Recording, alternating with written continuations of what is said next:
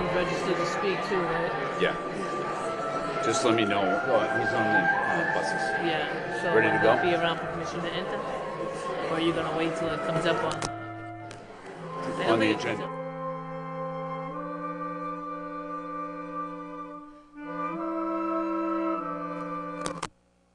Please stand for the pledge. He wants to talk about the LIT. I pledge allegiance to the flag of the United States of America and to the republic for which it stands, one nation, under God, indivisible, with liberty and justice for all. Would the clerk please call the roll?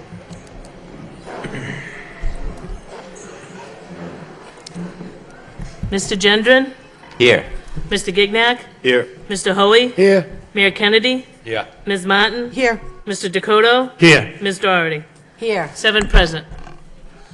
First item before us is a special order of business, spotlight on excellence for the summer mathematics program. Mr. Superintendent. Thank you, Mr. Mayor. Thanks to all the parents and all the children being here. It's great. Tonight we'll be spotlighting the K through 8 summer mathematics program, and I'm going to ask my assistant Robin Desmond to do some explanations. Thank you, Superintendent Kafawi. Tonight we are honoring all of our students who participated in the Summer Mathematics Challenge.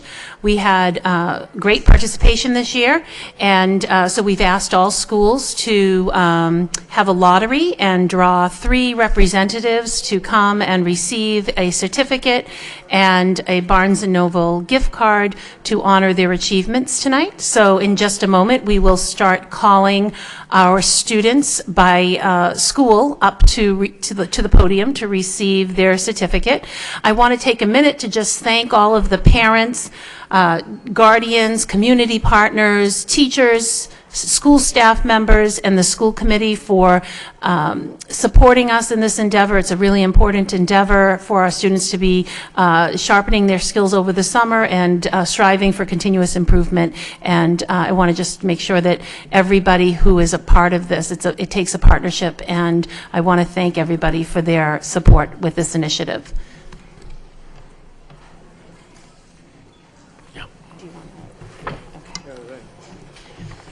Mr. Mayor.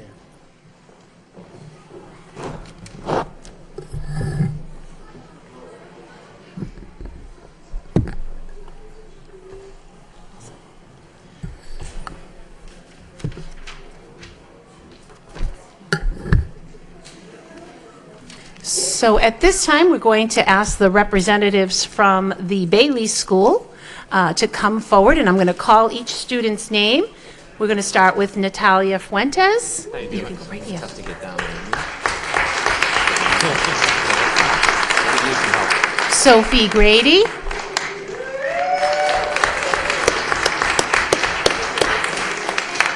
Claire Guthrie.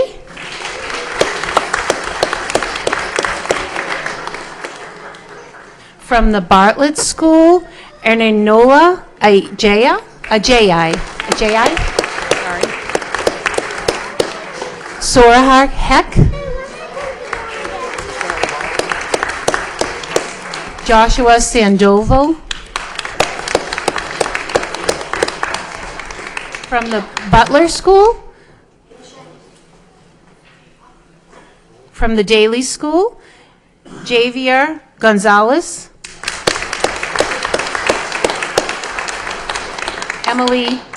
Emily Hembre.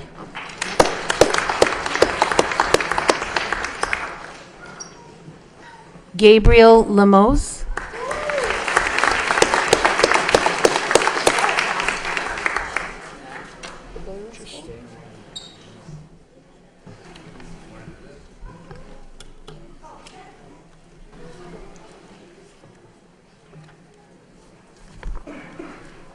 From the Lincoln School, Joseph Fromming.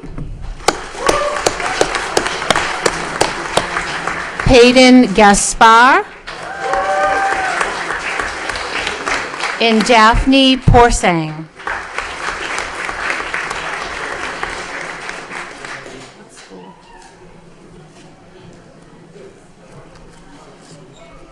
What school?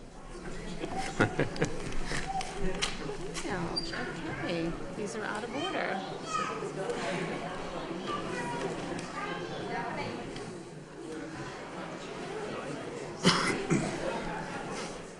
From the Green Elge, we have Damares Mello.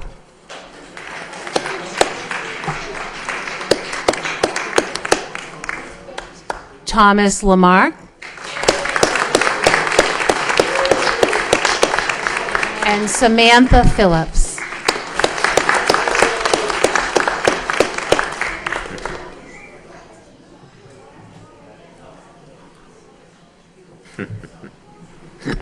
From the McAuliffe, we have Abel Cuevas.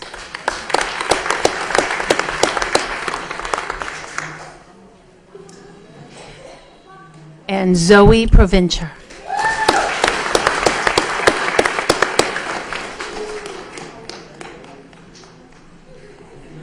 From the McAvenue School, we have Aaliyah Colcord. Nyla Lynn Mabecca. Anthony Pove. From the Moody School, we have Alex Cruz. Ava Geraldo. And Connor Landry. Colin Landry.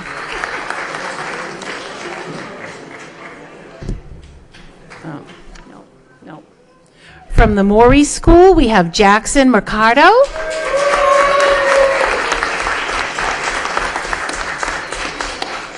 And Heidi Timoney.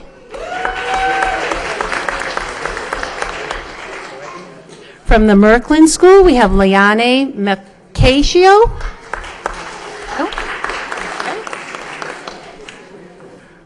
Parina Poo.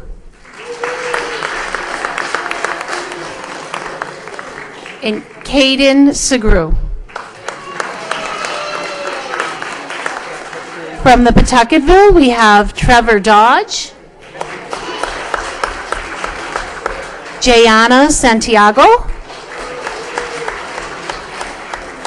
And Tevin Sun.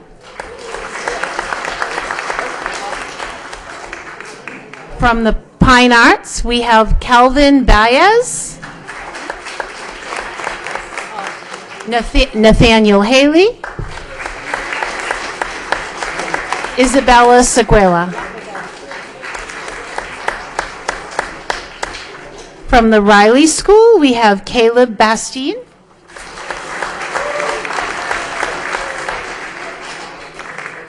Madison Marshall.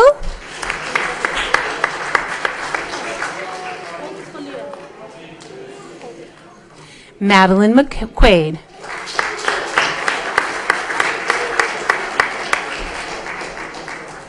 From the Robinson School, we have Gretchen Marks.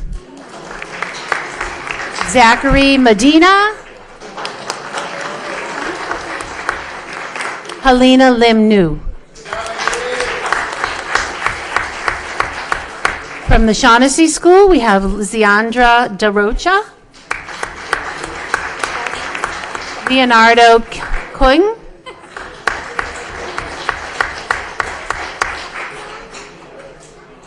And Kayla Toy.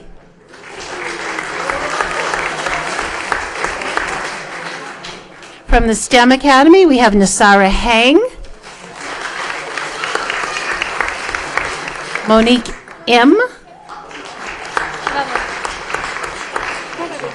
And Caleb Koke. From the Stocklosis School, Fatima Ahmed Ali. Giselle Huertas. Eric De Oliveira. From the Sullivan School, we have Emma Burns. Olivia Gallagher. Ashley Vargas.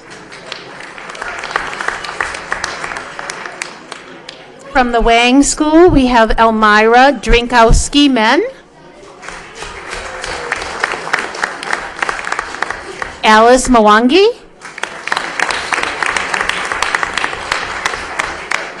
Enrique Relades. From the Washington School, Cameron Cloutier. Ava Kun. Sorry, that's Ava Cohen. And Aubrey Norith.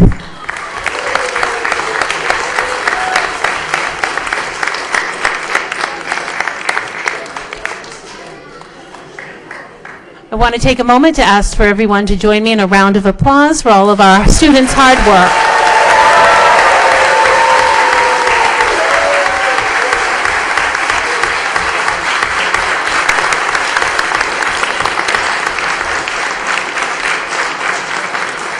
At this time, we are going to ask the students to come forward and stand with the superintendent, the mayor, the school committee members, so that families can take a group photo.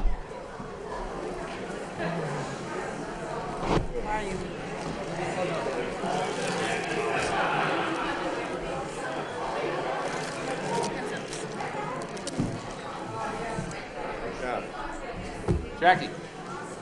Jackie. Jackie. Come on.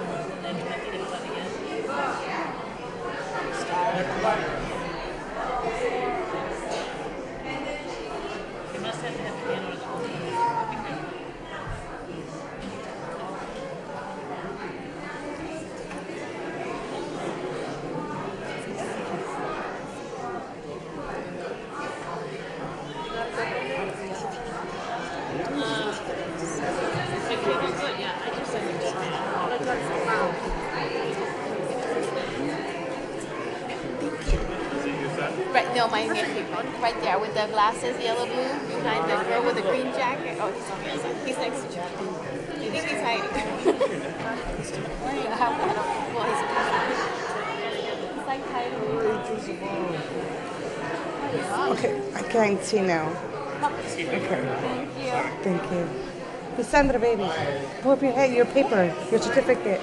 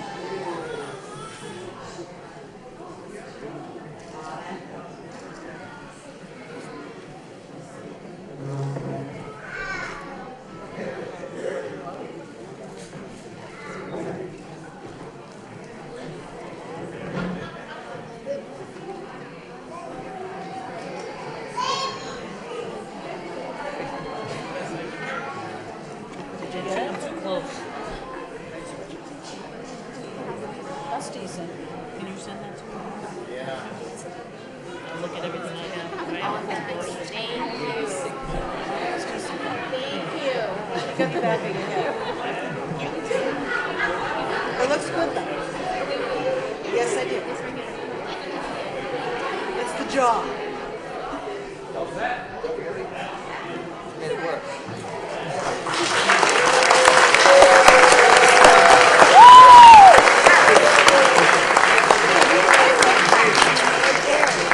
school committee to take a 5-minute recess while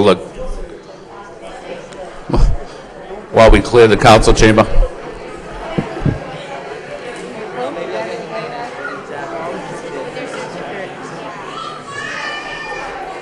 Does this work? Does?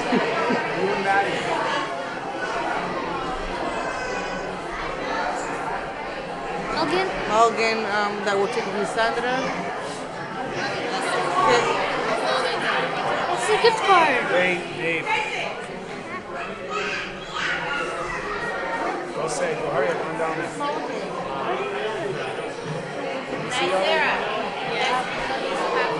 Dave. This way, and we're going to come on this way.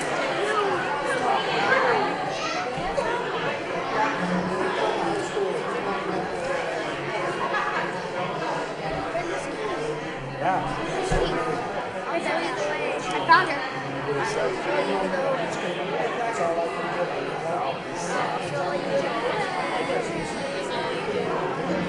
I mean, I've been Hey, he fell in love. Fell in love. That's it. To win it all. Hey, I left a message. I said it's about history, man. You'll regret this. Good. No, I appreciate. Yeah, you gotta keep working them.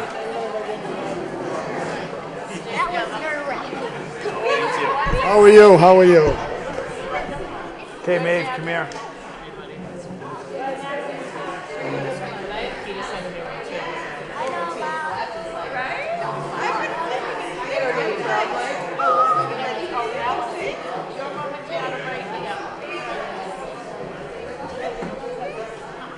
Good, how are Thank you. Thank you.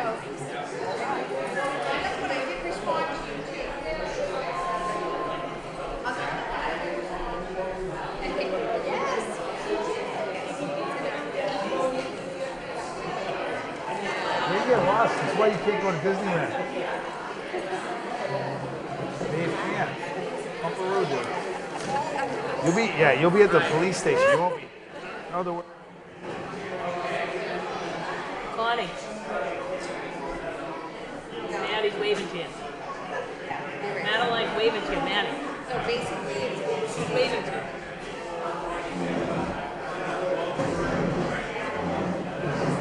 My friend Alicia? Yeah. Did you see her when she saw me? She was waving to me over there. Yeah.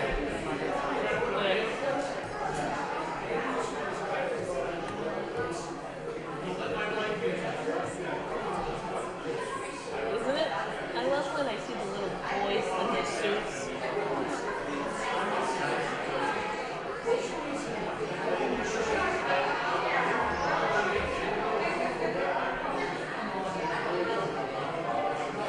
Cuties. Yeah. Yeah.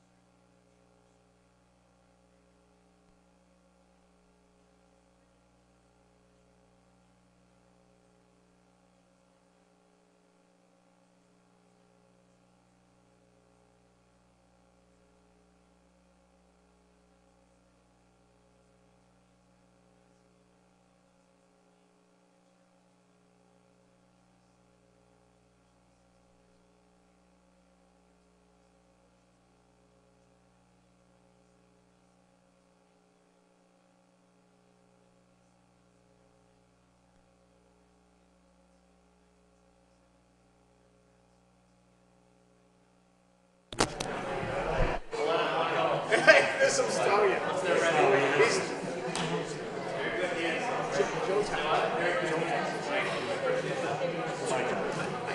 did the first time. Tony, here's number 2, buddy, but I'll give him Look at who's hearing.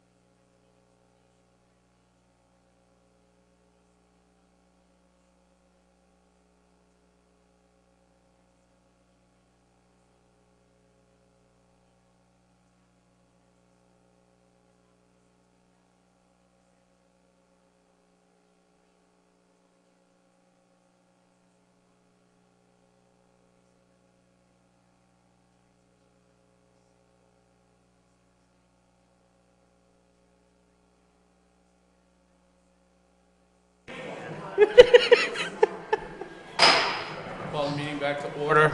The next order of business is a permission to enter. Chair would entertain a motion to approve the permission to enter for November 15, 2017. Move to approve. Move to approve by Mr. Hoey, second by Mr. Gignac. Any discussion? So, Mr. Superintendent, included in the permission to enter is the contract for Pride Star. Is that correct? Yes. Okay. Any further discussion? I'm sorry. What are we on? Are we discussing permission to enter? I'm sorry, I didn't. We can discuss permission to enter if you would like. Okay, so if we could discuss the contract for Pride Star. I don't have a problem awarding that contract tonight. What I do have concerns about is the amount of time that we will still be working with SPNR in the transition to Pride Star. So I would like to request that we ask the law office. I had a discussion with the law department today, as did the superintendent, and the superintendent's has the understanding that the superintendent has the understanding that we'll be voting on Pride Star tonight. I understand that, but part of my ability to be able to vote on Pride Star is my concern that we have children being transported in buses that do not have that safety feature. Because part of our discussion with SPNR back a month ago was that they could put those, I forget what the technology is called. Checkmate for $25,000 on their buses. So my motion would be that we ask the law department to negotiate with SPNR about our termination to make sure that we can get put on the buses while our kids are being on those buses. Because what is the timeline? Permission to enter doesn't say what the timeline is, does it? I don't remember seeing that.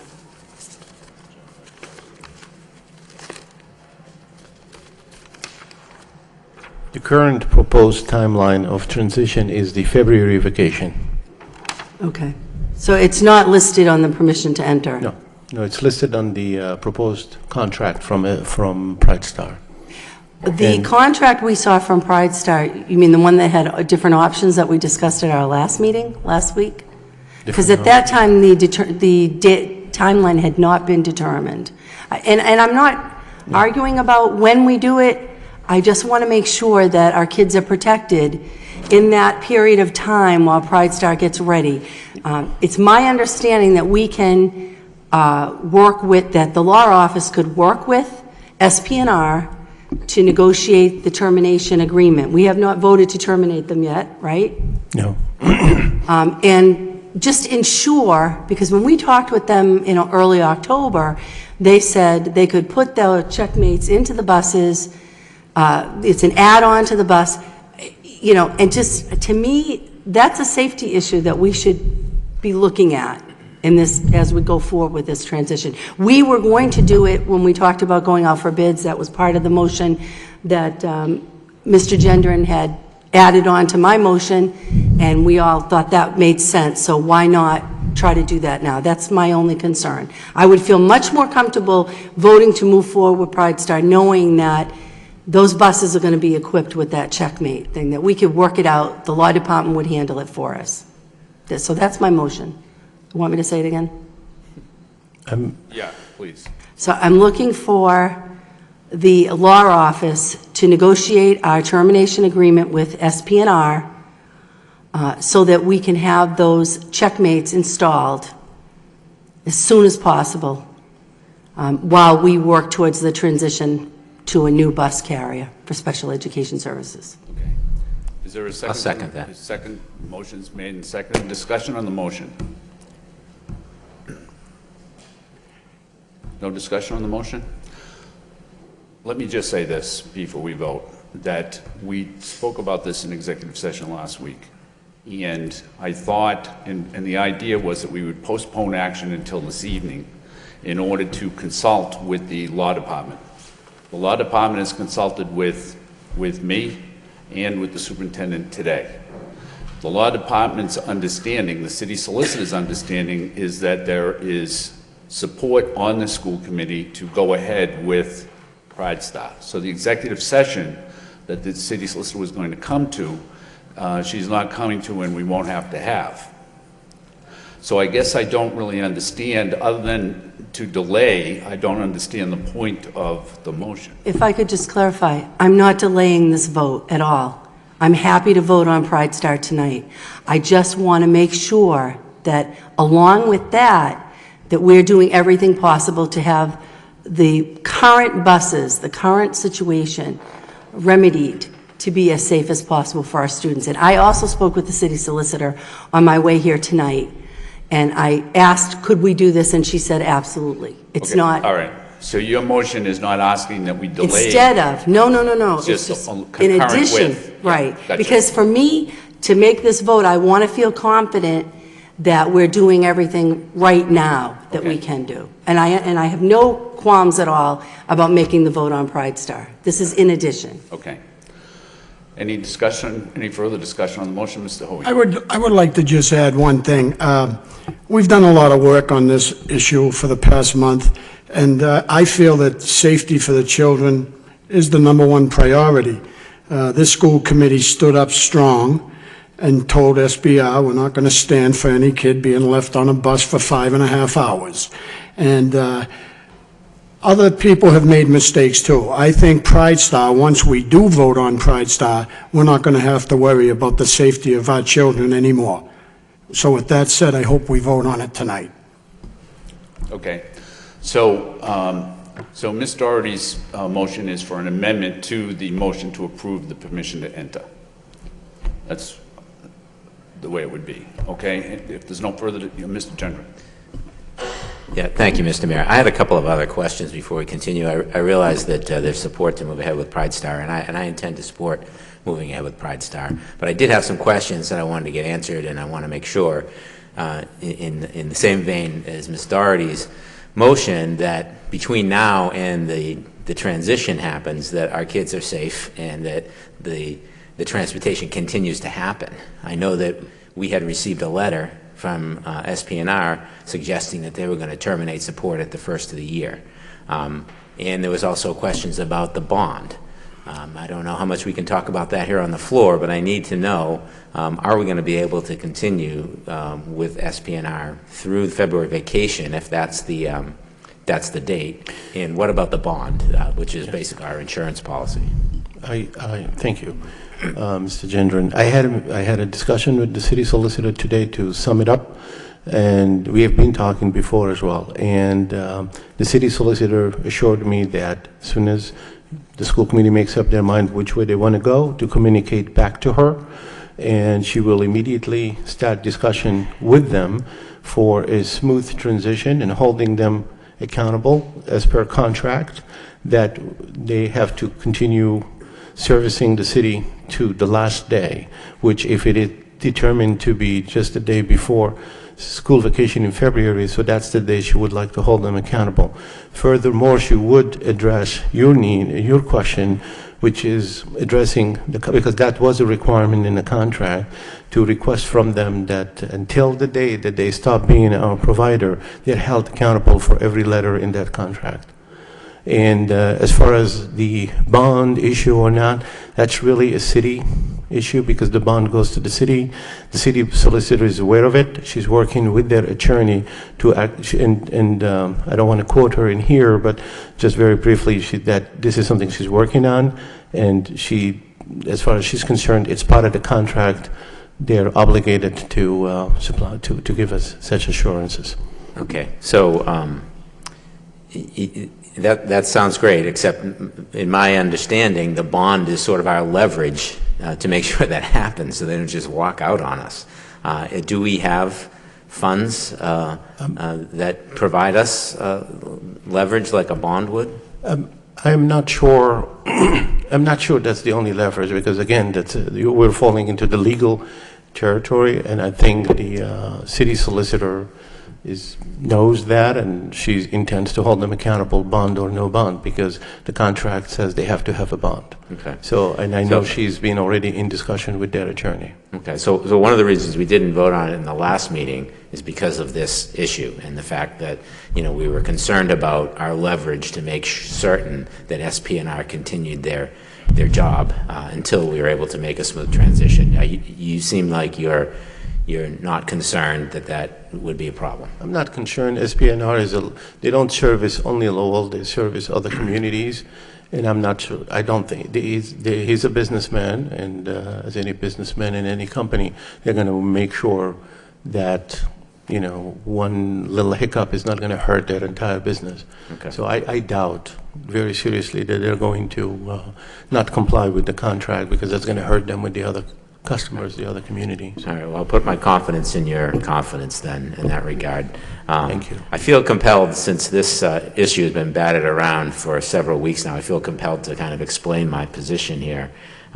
It was kind of thrust upon us because of the incident that Mr. Hoey made reference to, and certainly that was a horrible incident, but it turns out that there's been many more incidents, not quite as horrible and nothing that made the front page of the newspaper, but it sounds like there's a long line of issues that we've had to deal with as a community with SP&R and our special needs transportation. In fact, there were many cases, as we've learned, where they just didn't do the job, and we had to pay more money to hire folks like NRT or Pride Star to fill in for them when they didn't show up. So this is a serious problem, and I think it makes sense for, as Mr. Hoey said, us to stand strong and make a change here. So I completely support that. And we were offered a couple of different options here. One was to go with NRT, which is the provider that provides our main transportation, our main bus transportation in the city. The other was with Pride Star, and the third was to go out to bid. Initially, in fact, I even voted for a motion to go out to bid initially, but as this discussion and analysis went on, I decided that for me personally, was not a good option, because I think it's time, the more I learned about the situation with SP&R, I think we just need to move on and move on as quickly as possible to another provider. So I eliminated that option. The second was NRT, which is our current transportation provider. They provide us, I think, a bid that was had a reduced costs associated with it, so it was very attractive to us for that reason.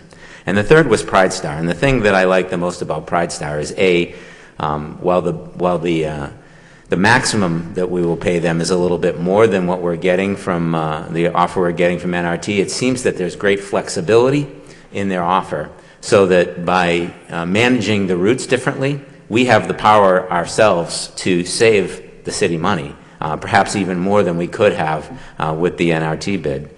There's also this software tracking that I think is very appealing to me and interesting. In fact, I'd like to make sure that gets put into the contract that we go forward with, because that is going to enable not only the district, but parents to be able to track where their kids are and where their kids' buses are. So I think that's important. The other thing I really liked about the Pride Star bid is that Pride Star is an ambulance company. They specialize in high care transportation. So rather than a bus company moving to a higher care transportation service, we have a high care transportation service moving into a volume provider, if you will, of high care transportation. I really like that angle, and I think that that's going to be good for our special needs kids. The company's locally owned, and probably the thing that really sealed it for me is it brings another competitor into the bus industry in our district. Sometimes if you only have one option, you're kind of, your hands are tied, and you can be charged a lot more than maybe what is appropriate. So I think bringing another competitor into this mix really makes Pride Star the best option. So I've given this a lot of thought. I've really analyzed the situation, and in my opinion, Pride Star is probably our best option. So I intend to support that motion going forward. Thank you. Any further discussion, Mr. Gignac? Thank you, Mr. Mayor. Just to add on to some of the comments that were made this evening, I'm happy to support Pride Star moving forward, and I think it comes down to high quality and specialized care that they're going to be able to provide us. And the testimonials that we received via email and the speakers at our last meeting really put it over the edge, where I think we're really going to be happy with them moving forward. And it's an area that we haven't addressed, the district hasn't addressed in a very long time. We've had the same provider for a long time, and I think we're taking action tonight to move us in the right direction, and I think we will be happy with them, and I'm happy to support it. Any further discussion? If not, roll call on the amendment. Mr. Gendron? Yes. Mr. Gignac? Yes. Mr. Hoey? Yes. Mayor Kennedy? Yes. Ms. Martin? Mr. Dakota? Yes. Ms. Doherty? Yes. 6 yeas, 1 absent, approved. Any discussion on the motion to approve permission to enter as amended? Hearing none, roll call. Mr. Gendron? Yes. Mr. Gignac? Yes. Mr. Hoey? Yes. Mayor Kennedy? Yes. Ms. Martin? Mr. Dakota? Yes. Ms. Doherty? Yes. 6 yeas, 1 absent, approved. Next, under memorials, we have one memorial for William C. McLeod, father of Claire Golis, the daily school teacher.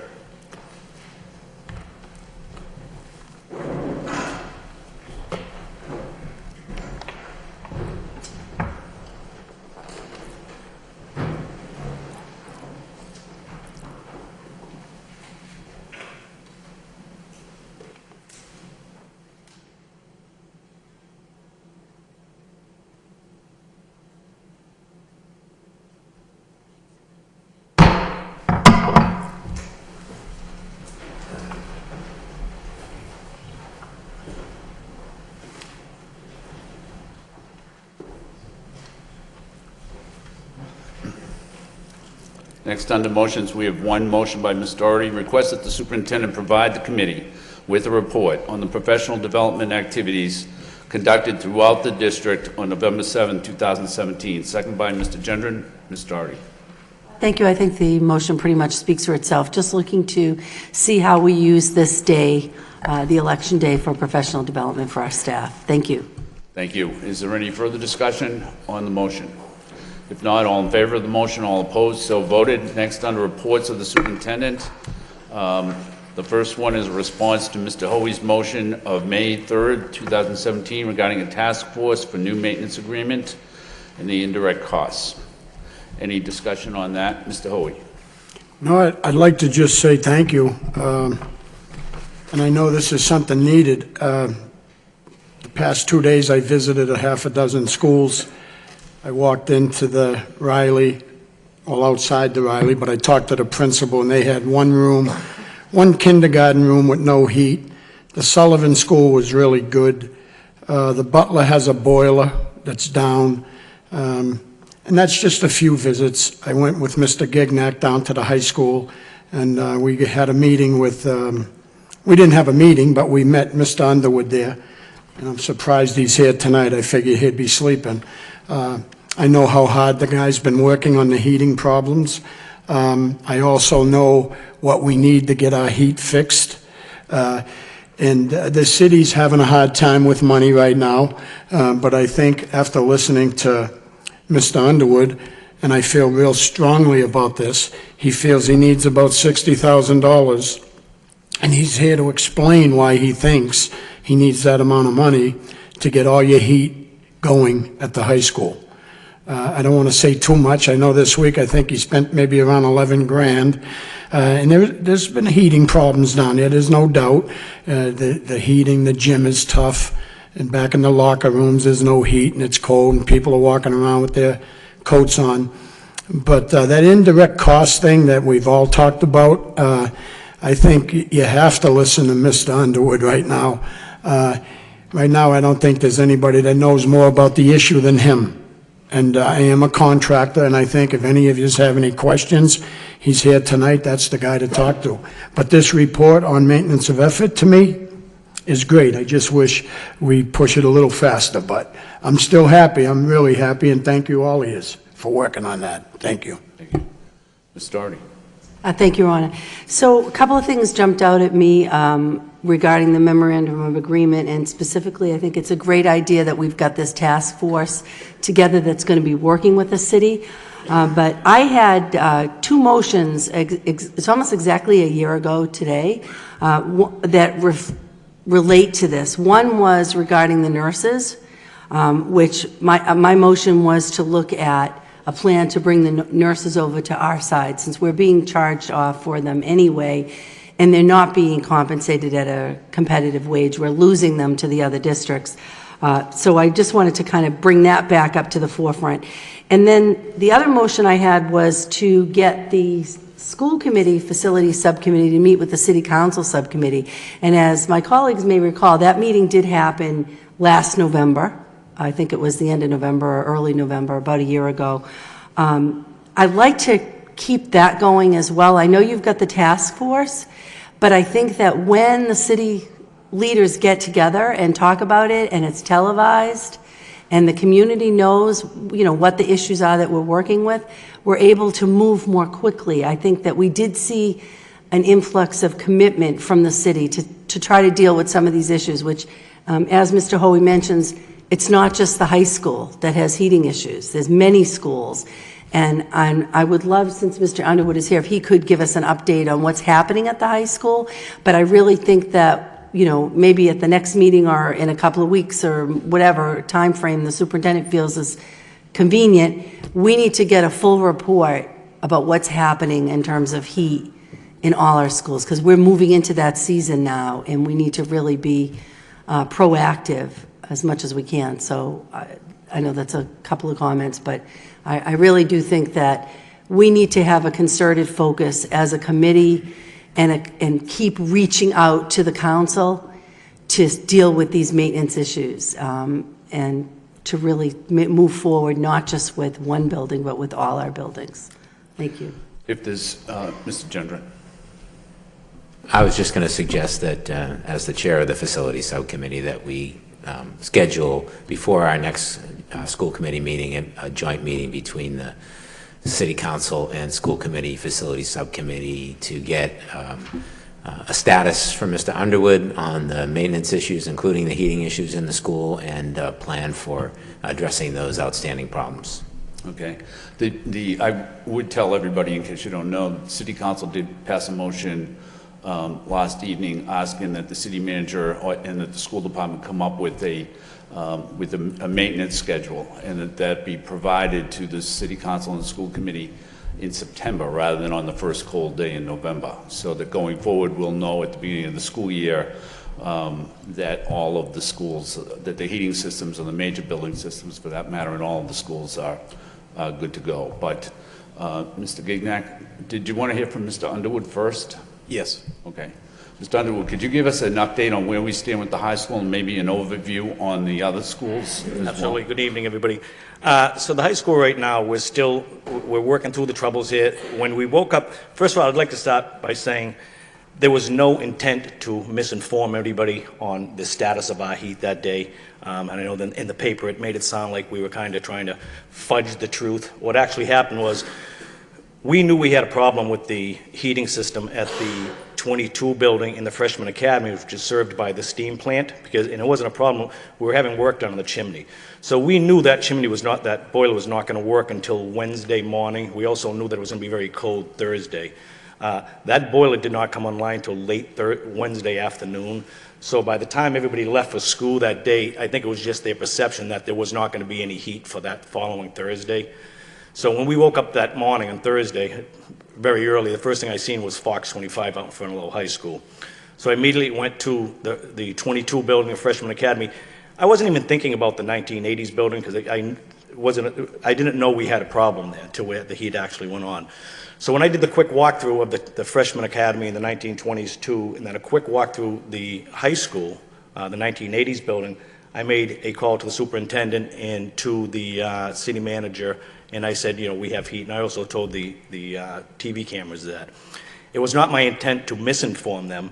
It's just that I wasn't aware of the problems because they were in hidden areas. They were in the gymnasium, they were in the locker rooms, they were in the classrooms. The hallways in 90% of the school itself had heat. It was just there was 2 units on the roof that were not working, but they serviced a good portion of that building as far as classrooms was. So it ended up we had 14 classrooms that did not have heat, the TV studio, the library, the gymnasium, which also feeds the locker rooms downstairs. And that was due to a couple of different reasons. We had 2 units that were actually broken, and then we had a communications failure that with the software that actually talks to the boilers themselves. So, bringing us back to today, we got heat in the library. We have heat in the gymnasium, the locker rooms, the cafeteria, some of the classrooms. Right now we have about 8 classrooms that are running with minimal heat, and we have temperatures somewhere around 69 degrees in all of the classrooms. The library and the TV studios still have some pretty cold rooms that have no heat at all, but they're running in the low 60s because the rooms outside of those in the hallways have heat. We'll continue to work on that. Tomorrow's going to be a tough day because of the rain, so we probably won't be able to get back up on that roof. I have technicians coming back Friday, and we'll be addressing those library areas and the TV studios. But right now, and the other thing, this is not unusual. We've been going through this for a long time at the high school, and if you talk to some of the teachers, and actually any of the teachers, we've had heating problems there for years. So what we really want to do now is, while we've got everybody looking at the school, it's a big topic right now, this is the time to address it. I've met with the software engineers that designed the building, the heating system in 2009. We haven't had any software updates to that system in almost that whole time. And then what happens when you lose communication to a unit, there's many ways to manipulate that unit to get it to run. You jump out the controls, you jump out the software thing, and that's what we've been doing for many years now. So when you go up there now, you open up thing and there's wires disconnected, there's software jumped out, they manipulate them to run.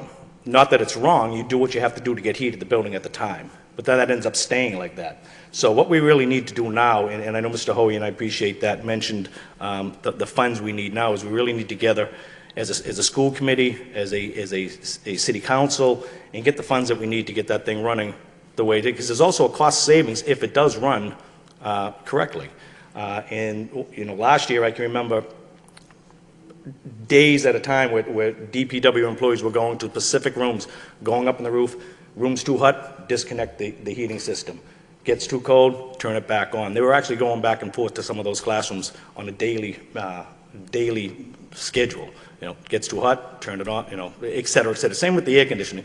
So we really need to address this now before it gets any worse.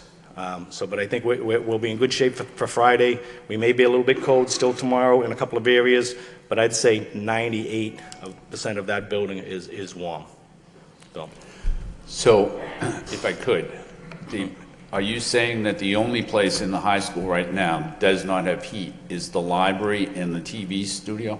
Yeah, and a couple of rooms that are running in the mid-60s, 68, 67 degrees. But I want to say that very cautiously too.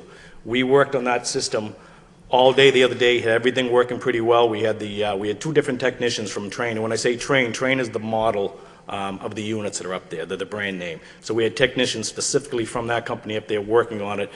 We worked our way through to the point where we had almost everything running on the computers. Yesterday we got there and we actually went backwards. The place was cold again. We had lost communications with the systems again. So as they were saying, it's a very fragile system because it has gone through so many. It's like your computer. Every time you have to reboot it, you take the chance of you losing a little bit of memory. So every time over years, every time we've been rebooting the system and manipulating it, you lose a little bit of information, you lose a bit of information. And what happened to a couple of those units was it completely forgot what it was doing. And that's the way they explain it to me. And you got to remember, I'm not an HVAC tech, where I'm spending all this time in that roof trying to learn that system. It's a very sophisticated and very complicated system. It's not like the ones you have at your house where you have a thermostat, it goes on, it goes off. It's very complicated systems with many different components up there, and it needs to be taken care of, and it needs the money to keep it up.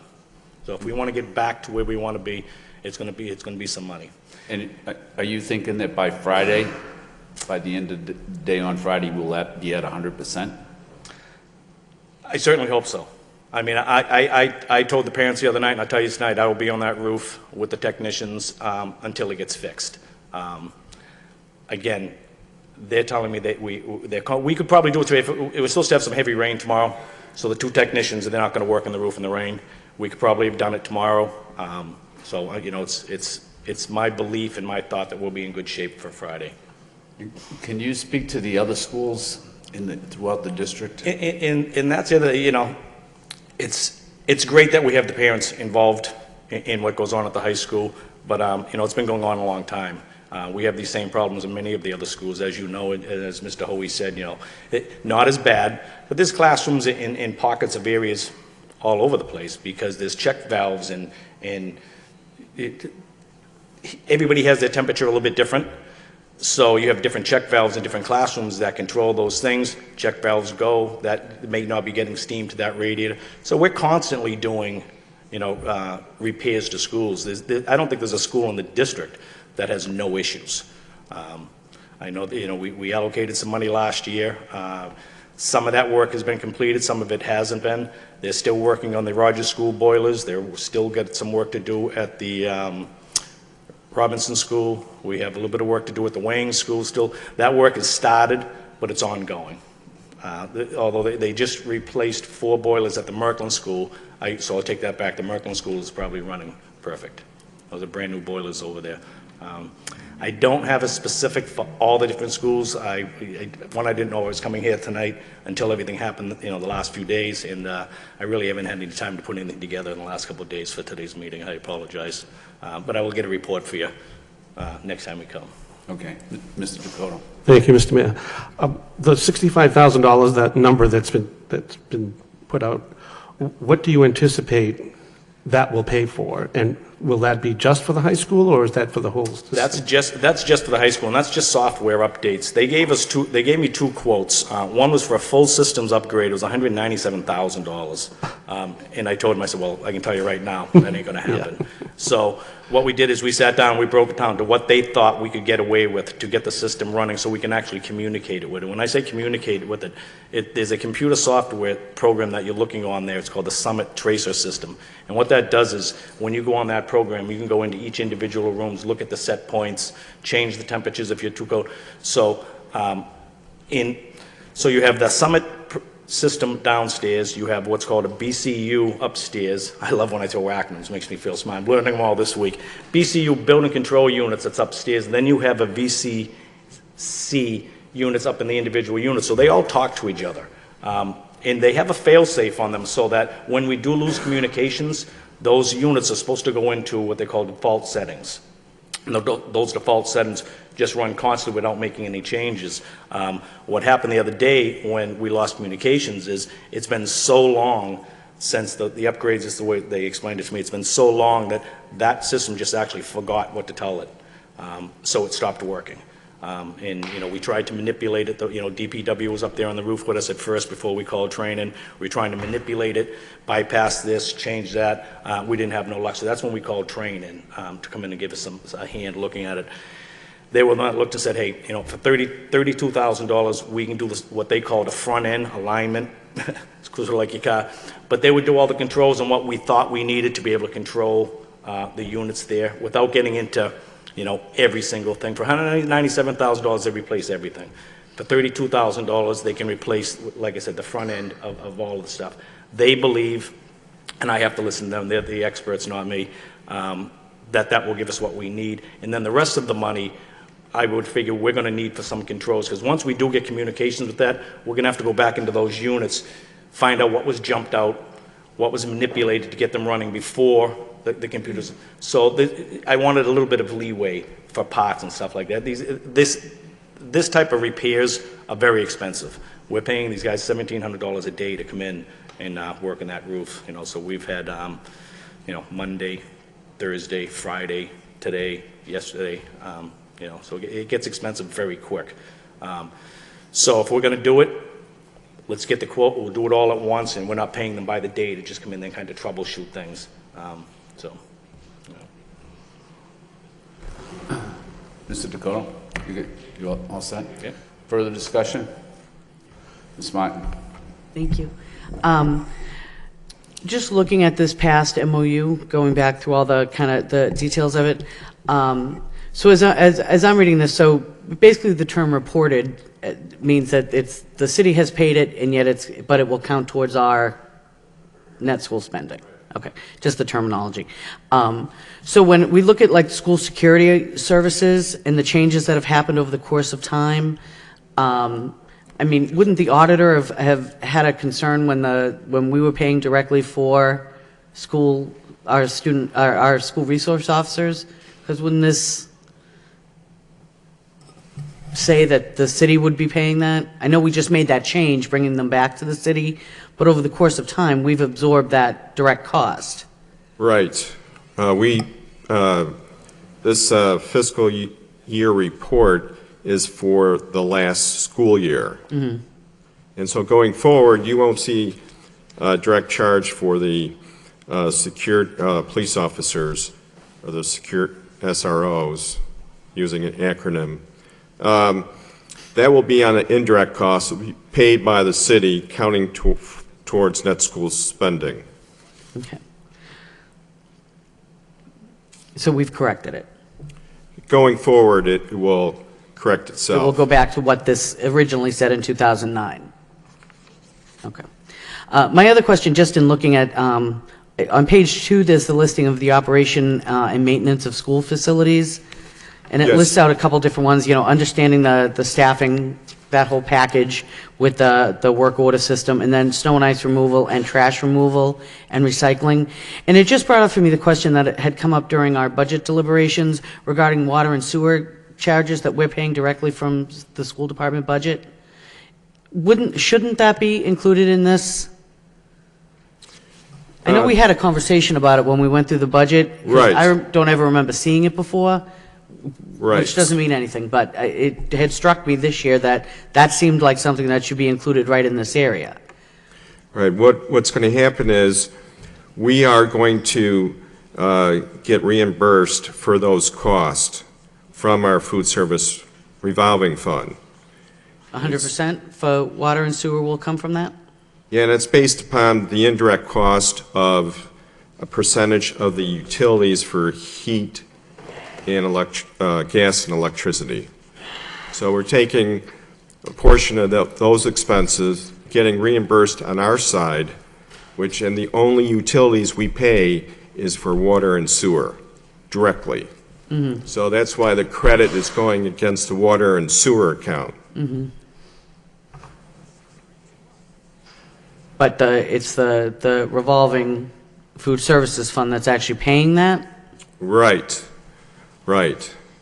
Exactly. But if it was being paid for as part of this, as part of school maintenance, we would then have the opportunity with our food services funding to spend that money in another way. You are right, Mrs. Martin. Okay. Yes, Ms. Martin, because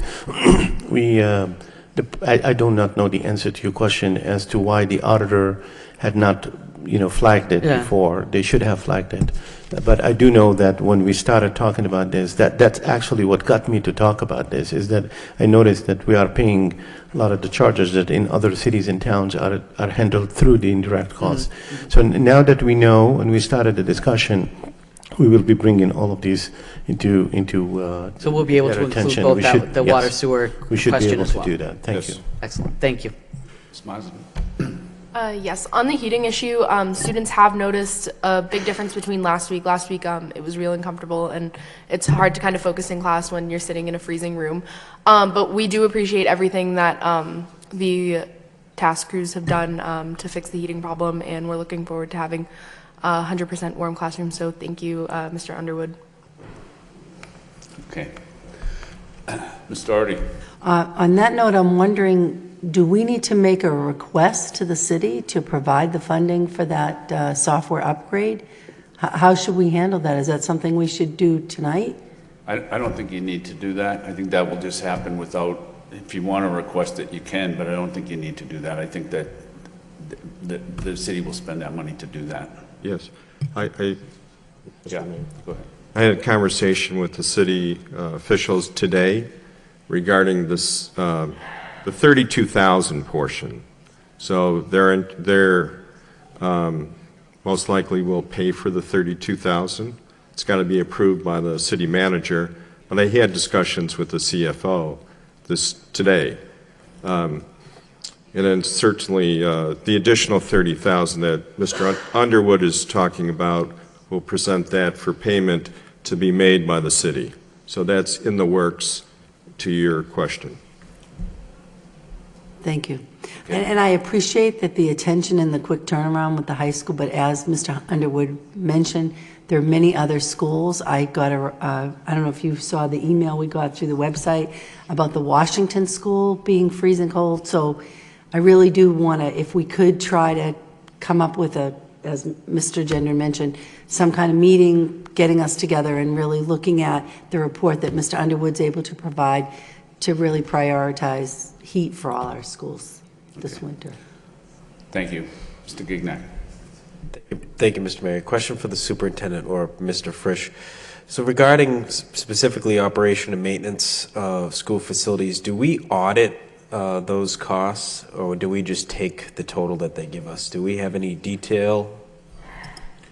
Yes, they provide the detail for us in the general ledger. And then we can, if we see something, we can ask. Okay. So you could pull that right in Munis. Right. So we do have we do receive a binder which is about this thick, and that has all the detail behind the charges. And we're only charged when a work order is completed or signed off by a school department official? They charge us for the time that they spent. Right. So their law contains the time that they spent there. So it's answering your question is not easy. I mean, yeah, on an accounting basis, it's easy to say, yes, we have the ledger to do that. But do we really do have the ability to audit exactly what the worker did? As you and I would know it if we were to hire somebody for our home. Right. We agree on a price and you're going to sign off only when the problem is solved. No, we do not do that. So we get a ledger to say this is what our workers in the city have worked on. This is what it costs. You guys can look at this anytime you want, but in some cases maybe it could be that the problem was never solved or the problem was solved. It's really hard for us to go back a year later and try to figure out exactly what happens.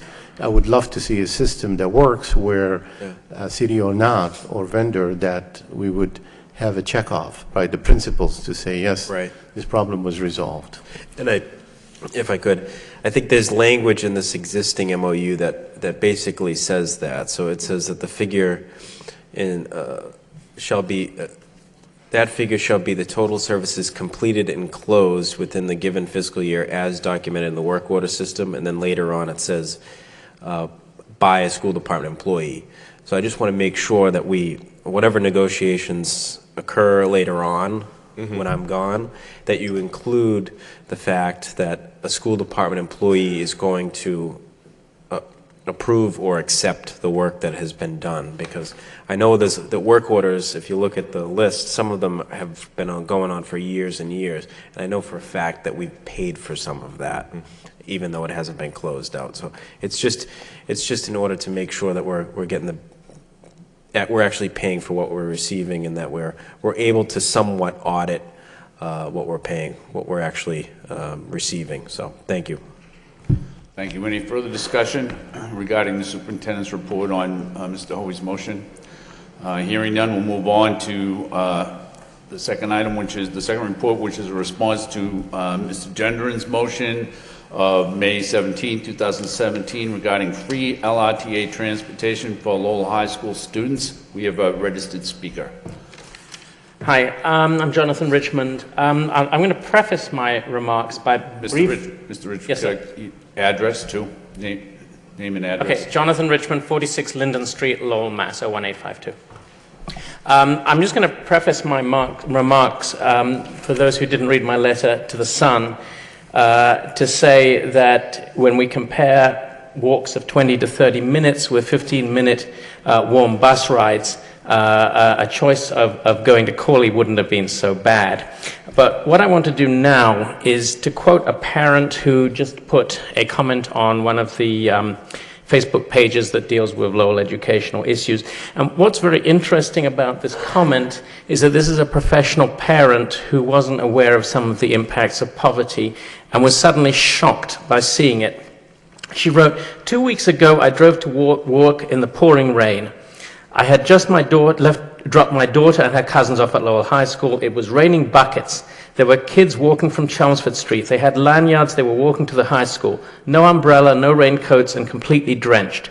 Can any of you ever imagine how those children learned that day? Cold and soaking wet. Could you imagine working that way or letting your child attend school that way? Most of the parents I know wouldn't allow that because we have the means to prevent that. Now, the key thing about this is that she's suddenly recognizing something she didn't know before, that there were kids that are deeply affected by poverty. And I think one of the issues for the school committee and the school district is to have more recognition of the deep and wounding poverty that affects a lot of the kids on a daily basis. I think that there is a need for overall reform of bus transportation for Lowell High School, assuming it is staying in the downtown area. It's complicated given the congestion, and it's also complicated by the fact that the LRTA is currently pretty well at full capacity. Also, many of the services in the morning do not go directly past the high school, but they go to the Kennedy Center. So it's not a convenient service, and I think at some point we're going to have to face up to the need of a purpose-designed school bus service that addresses the deep needs we have here. I would say that providing bus passes on LRTA is an appropriate short-term measure. But I don't think it should have any restrictions. In fact, I think it's cruel to suggest that it's okay for kids to walk for more than a mile outside the months of January to March. I mean, what is it? 31st of March, the kids are on the bus, and then the 1st of April, those who can't pay for it are walking. I find that problematic. I think it's equally problematic to take an arbitrary 1 mile definition.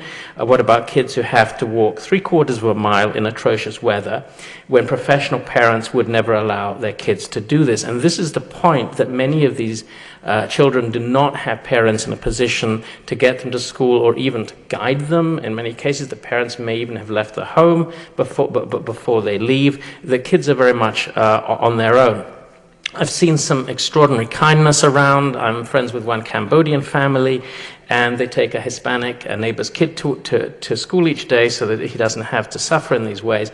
But many families cannot cope with daily life, let alone money for bus passes. And their kids, unfortunately, will go out in the cold, often insufficiently dressed, unless there is another option. So I'd suggest everyone just thinks about it in terms of what they would do for their own kids, do to others as you would do to yourself. You wouldn't want your own kids to go out and get frozen and sick. So try to help families who are unfortunately not in a position to avoid this, to get their kids to school. So in summary, I think we need to start planning for comprehensive school bus service reform. But for now, I think there's a need to hold discussions with the LRTA on increasing capacity. It's not just going to suddenly happen. This really needs to be done so that more kids can be transported, and find a way to offer free bus passes to any family that requests them and without any restriction. Thank you. Thank you. Any further discussion regarding the superintendent's report in response to Mr. Gendron's motion? Mr. Gendron. Thank you, Mr. Mayor. The intent of this motion brought up several months ago was to try to provide bus transportation to any child that didn't have it or didn't have transportation down to Lowell High School. We had some subcommittee meetings, and some teachers talked about some of their students who had to walk in the freezing cold 2 miles to school because they literally couldn't afford a $20 bus pass that month. So this is the intent, to try to address that situation. The goal would be to do this for everybody in the high school, but under the budget restrictions that we're under, and especially this year where we already have a set budget, I had asked the superintendent if he could come up with a plan that would address the major problem. And I think that this is a good idea. I think that starting by looking at kids who are outside a certain radius from the high school during the winter months would be a good idea. We don't know how many requests we're going to get for these passes. I suspect that, we will get less than we think. In which case, I hope that maybe we can be more lenient with those restrictions. Maybe we can extend into April, or maybe we can reduce the radius from the high school in which we allow it. So hopefully we can, we'll start this, see how it goes, and then flex with it as time goes on. And then next year, hopefully we can look to institute a situation where any kid that needs a bus pass to get to Lowell High School can have it. We're lucky to have the LRTA here in Lowell. It's an asset for us, and we should be leveraging it. We are leveraging it, but I think we can leverage it even more. So that's my feeling on it. Thank you for the report. My question would be, do we need to do some type of a budget transfer or something to address this, or is there, Mr. Frisch is raising his hand over here, so if it's okay with you, Mr. Mayor, we'll let him respond. Go ahead. Thank you, Mr. Mayor, Mr. Gendron. I do have one correction that I need to state. I passed out a revised report. When I said 1 mile for the $65,000 budget for 1,100 students, it's really 1.5 miles. So the same dollar, 65,000, but it was 1.5 miles. And that's the same radius we use for middle school. We bus after 1.5 miles at the middle school. So with that just one change from 1 mile to 1.5 miles, and just keep in mind that the 65,000 is an estimate. Well, let's reevaluate at the end of the year, and then we'll be in a better position to come up with a new recommendation for the following year. So this is like a pilot, and we'll see how this flows. Very good. What about the budgetary, do we need to make a transfer to a different line item, or is there a line item that's appropriate that we can just tap into? No, I'll be making a budget transfer recommendation. In a subsequent meeting? In a subsequent meeting. Okay, great, thank you.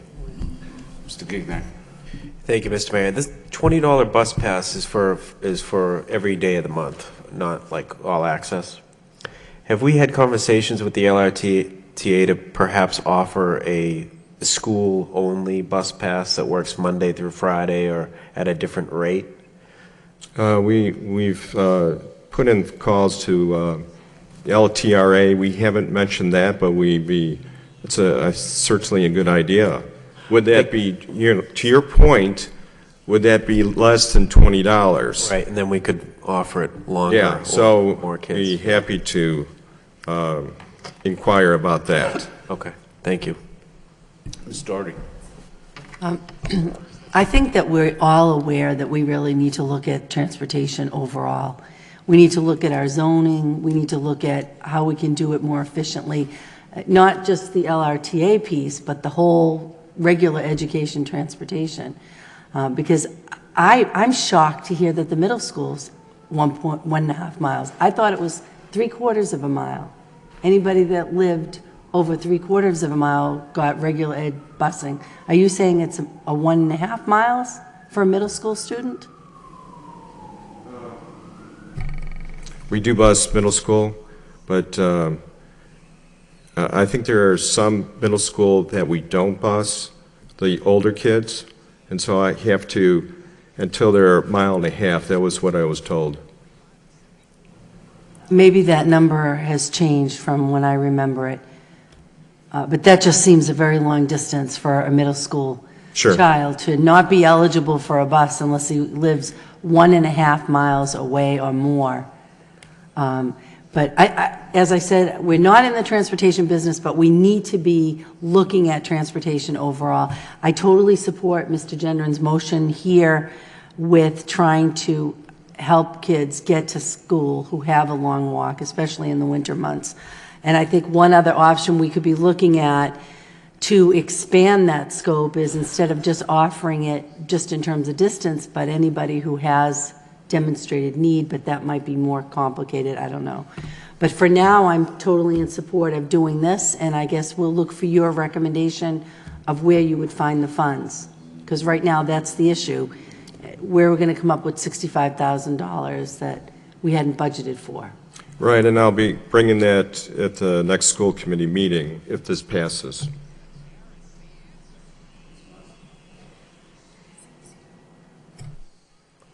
Thank you. This is a really great motion being put forward. I think this is a really good start to offering free bus passes, but ultimately I think myself and other Lowell High School students would like it to be more inclusive, if the budget allows, for more students who live in a closer proximity to the high school. I mean, so many students are coming in and out of the high school all the time. A lot of students are coming back. We're all aware that it gets a lot colder at nighttime. And for kids, I mean, 3/4 of a mile is a long walk in 30-degree weather. So I think ultimately I'd like to see this get to a more inclusive radius. So thank you. Thank you, Mr. Mayor. If we could fiscally afford it, I would opt for the larger cost for the whole school year instead of just the 3 winter months. But I question the 20-minute equivalent of a walk. I've seen kids walk, and there's no way they're going to walk a mile in 20 minutes. It's going to take a lot longer than that. So I think the walk time frame, I think, is a little bit off in terms of how much time do they actually spend having to walk to school, and then add into that mix bad weather, snow, ice, non-shoveled sidewalks, and the like. So I think we should be offering this for the whole year anyway. But I know fiscally we can't afford it. It wouldn't be practical this year anyway. But it's a start, and I agree. It's a great start. Thank you.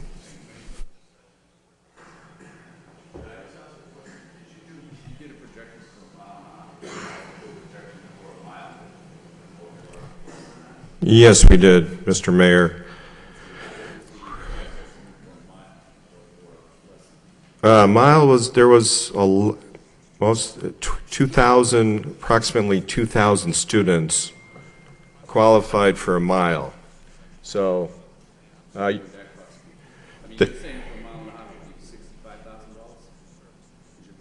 yes. So you're looking at essentially double the 65. If you did it for a mile, it would be, yes. Did you do it for less than a mile? No. Okay. Are you going to be able to look into Mr. Gignack's suggestion that we contact the LRTA about seeing if we can do a restricted bus pass? That seems like a great idea. Yeah, I'll definitely ask, and we'll see what they say. Is that something we can get for like the next meeting, do you think? Oh, definitely, I will, yeah. Any further discussion, Mr. Thank you, Your Honor. I can't hear you that well. I don't know if it's just me. But I just wanted I'm glad to turn it back on. How about now? I want to just mention something that Mr. Nutter just told me, that our current policy is for K to 4, they have to live 3/4 of a mile, and 5 to 8, 1.5 miles to qualify for a bus pass. And apparently that's better than the state requirements, but it still seems like a long distance, especially think about a first grader walking 3/4 of a mile in January. And just in terms of the student bus pass, I believe that $20 rate is the discounted rate. But it would be worth checking up with them, but I think that is considered the student bus pass. Right, Just if wanted we- to add that to the mix. If we can work a deal where with the volume that we're purchasing, who knows? It's never Oh, it's definitely worth. never wrong to ask for a lower cost. Right. Any further discussion regarding this report? Hearing none, we'll move on to the enrollment projection. Any discussion? Hearing none, we'll move on to the Don't we need to vote on whether we want to move forward with this? Because Mr. Fish is going to recommend where we'll get the money. Shouldn't we vote if we want to move forward with this? Well, December's coming up, yeah. This was just going to be a budget transfer that was just going to happen. We haven't got it budgeted. We're going to I need think to. it will come up at the next meeting, right? It's going to propose a budget transfer at the next meeting. Did you need a vote this evening? I agree with Ms. Doherty that it would be nice to have a affirmative from the school committee. I see everyone's nodding, but just for the record. I would vote to. Take a vote. Vote To move forward with providing LRT TA transportation buses for high school students within the required range. Second by Mr. Gendron. Discussion. All in favor? All opposed? So voted. It has to be. Roll call. Mr. Gendron? Yes. Mr. Gignac? Yes. Mr. Hoey? Yes. Mayor Kennedy? Yes. Ms. Martin? Yes. Mr. Dakota? Yes. Ms. Doherty? Yes. 7 yeas, approved. Next, enrollment projection. Is there any discussion regarding enrollment projection? Hearing none, the next is a response to Mayor Kennedy's motion of March 1st regarding parking spots for veterans at Lowell Public Schools. Any discussion? Here, Mr. Gignac. Just one question. Did you intend to, I thought you intended to have parking spots at all the schools. The Veterans Commission requested a parking spot at every school. I think there are a lot of schools where that's just not feasible. So this is just one that comes up to mind immediately is the McAvenue, where parking is at a premium there, the way it is now. So that to dedicate a parking spot for that purpose just isn't. Okay. Yeah. Thanks.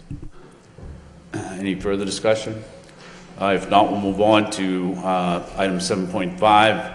The superintendent's report regarding the response to Ms. Martin's motion of November 9th regarding the status of the state of operations at the Robinson Middle School. Any discussion? Ms. Martin. Could we have a report, a verbal report, just to summarize what we were provided with?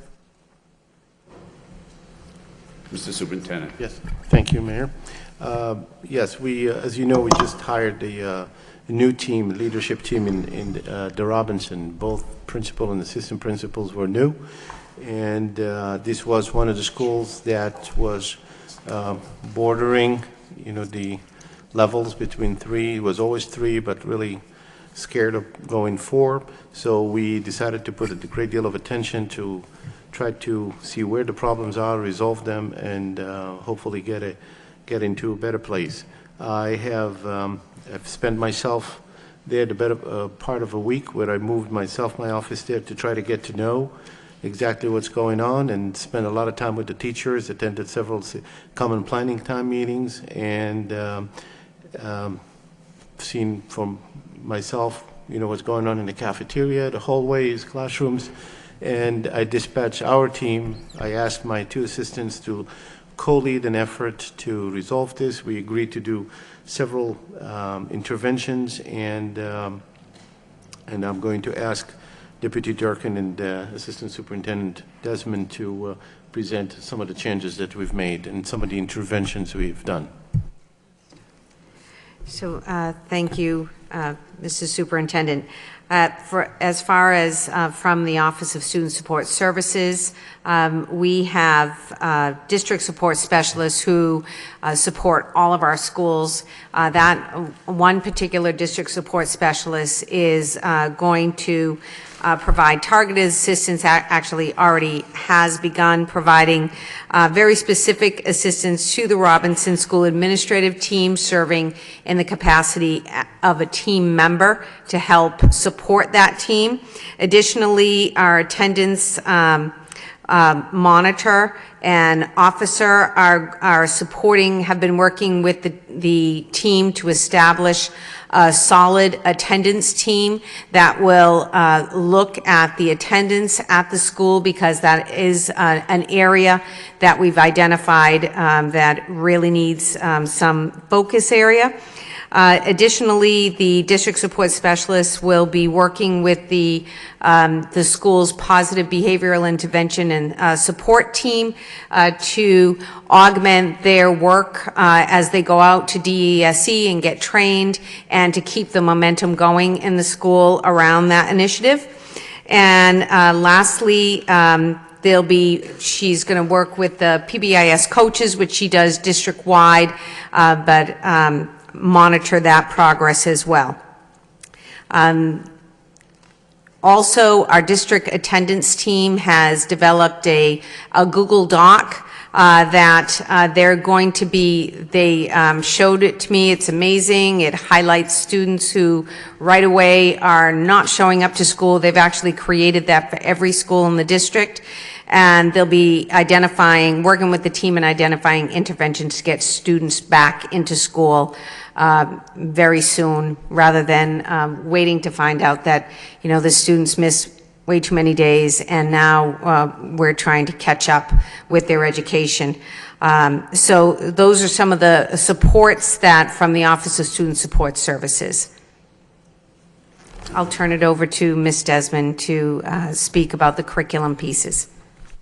Thank you, Deputy Durkin. From the curriculum end, we have teamed up with the Department of Ed through a competitive turnaround grant. The Department of Ed has offered high-needs school systems the opportunity to apply for turnaround funds for level 3 schools. In the past, it used to be only available for level 4 schools.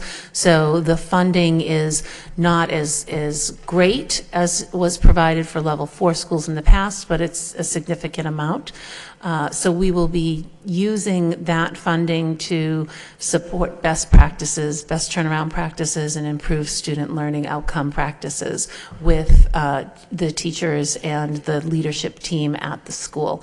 We have had several initial meetings with our Department of Ed turnaround representative who has come into the district, Deputy Durkin, myself, the leadership team at the Robinson School, which is made up of the building-based administrators, building-based special ed team, special education team, and some teacher leaders to talk about ways to improve best practices there.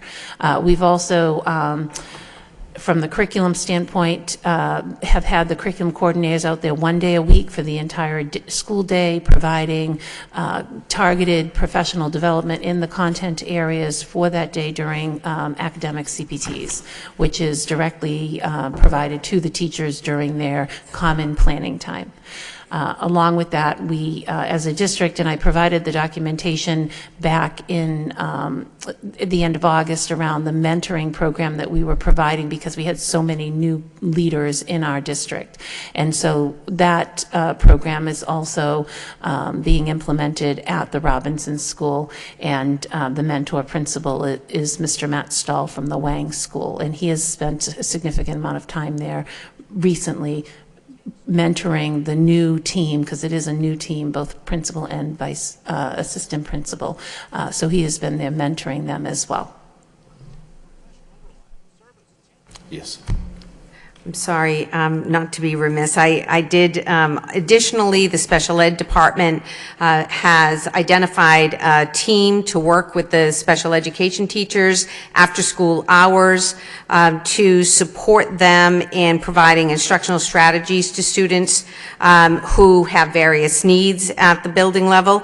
Also securing some special education staff to support them in Project Read training, reviewing all IEPs with the team so that they can ensure that the targeted assistance is provided to the students. And additionally, just as a district support specialist is doing the one of the special ed assistance is working directly with the Robinson School administrative team and their special ed team to support them to strategize how to best support students and their families.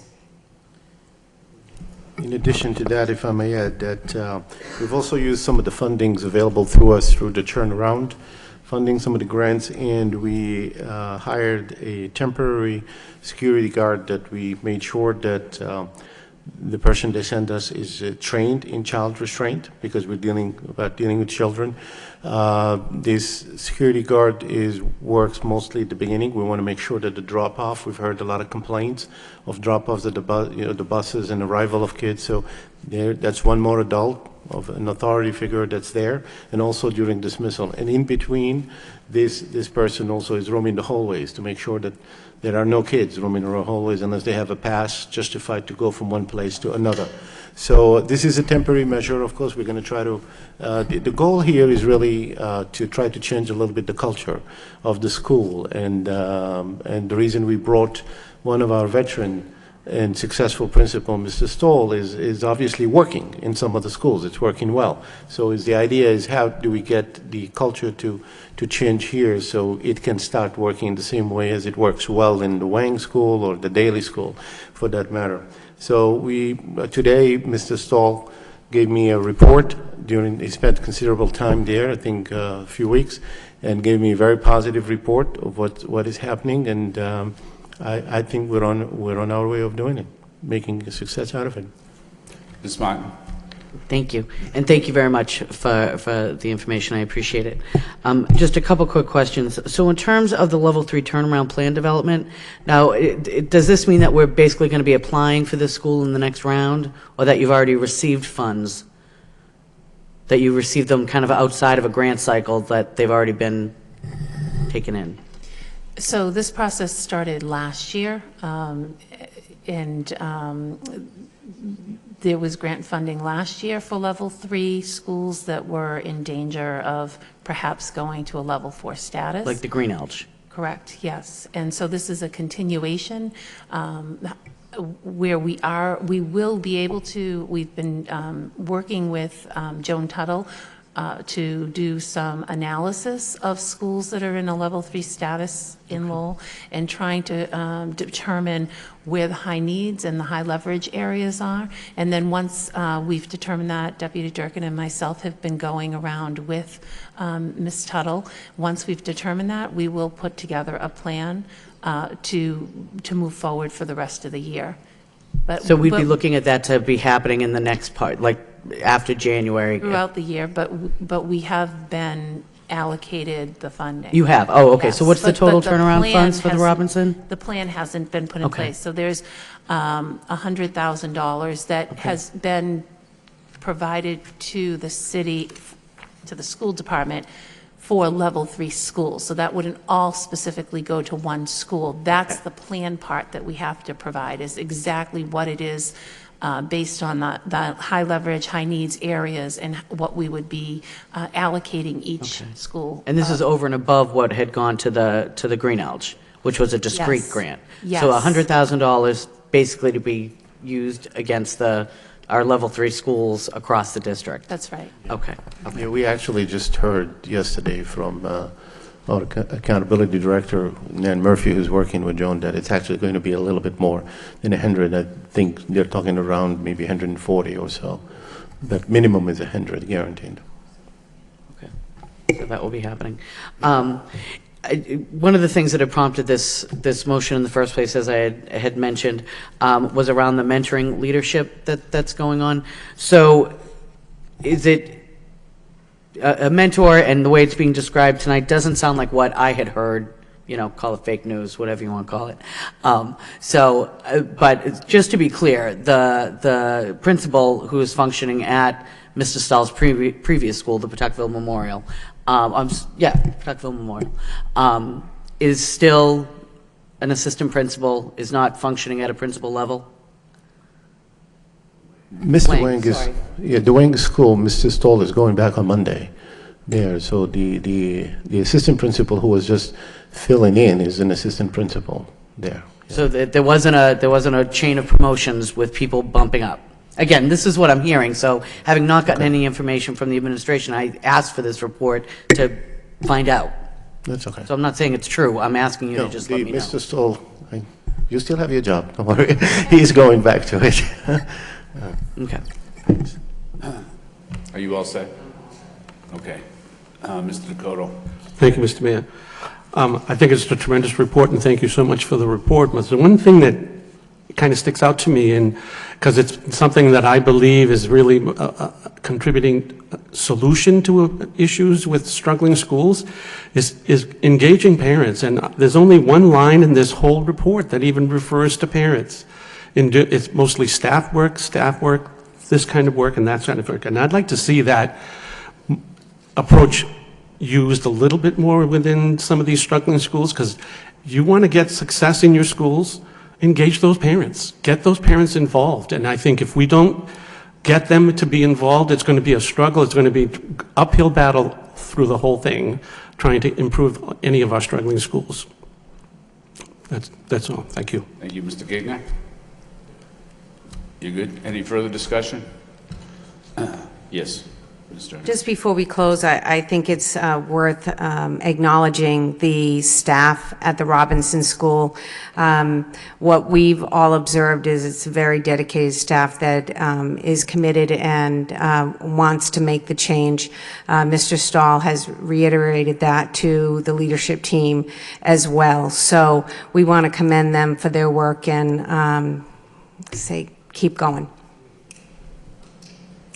Any further discussion? If not, the next report is a response to Ms. Martin's motion of September 6th regarding the status on the declaratory judgment. Any discussion?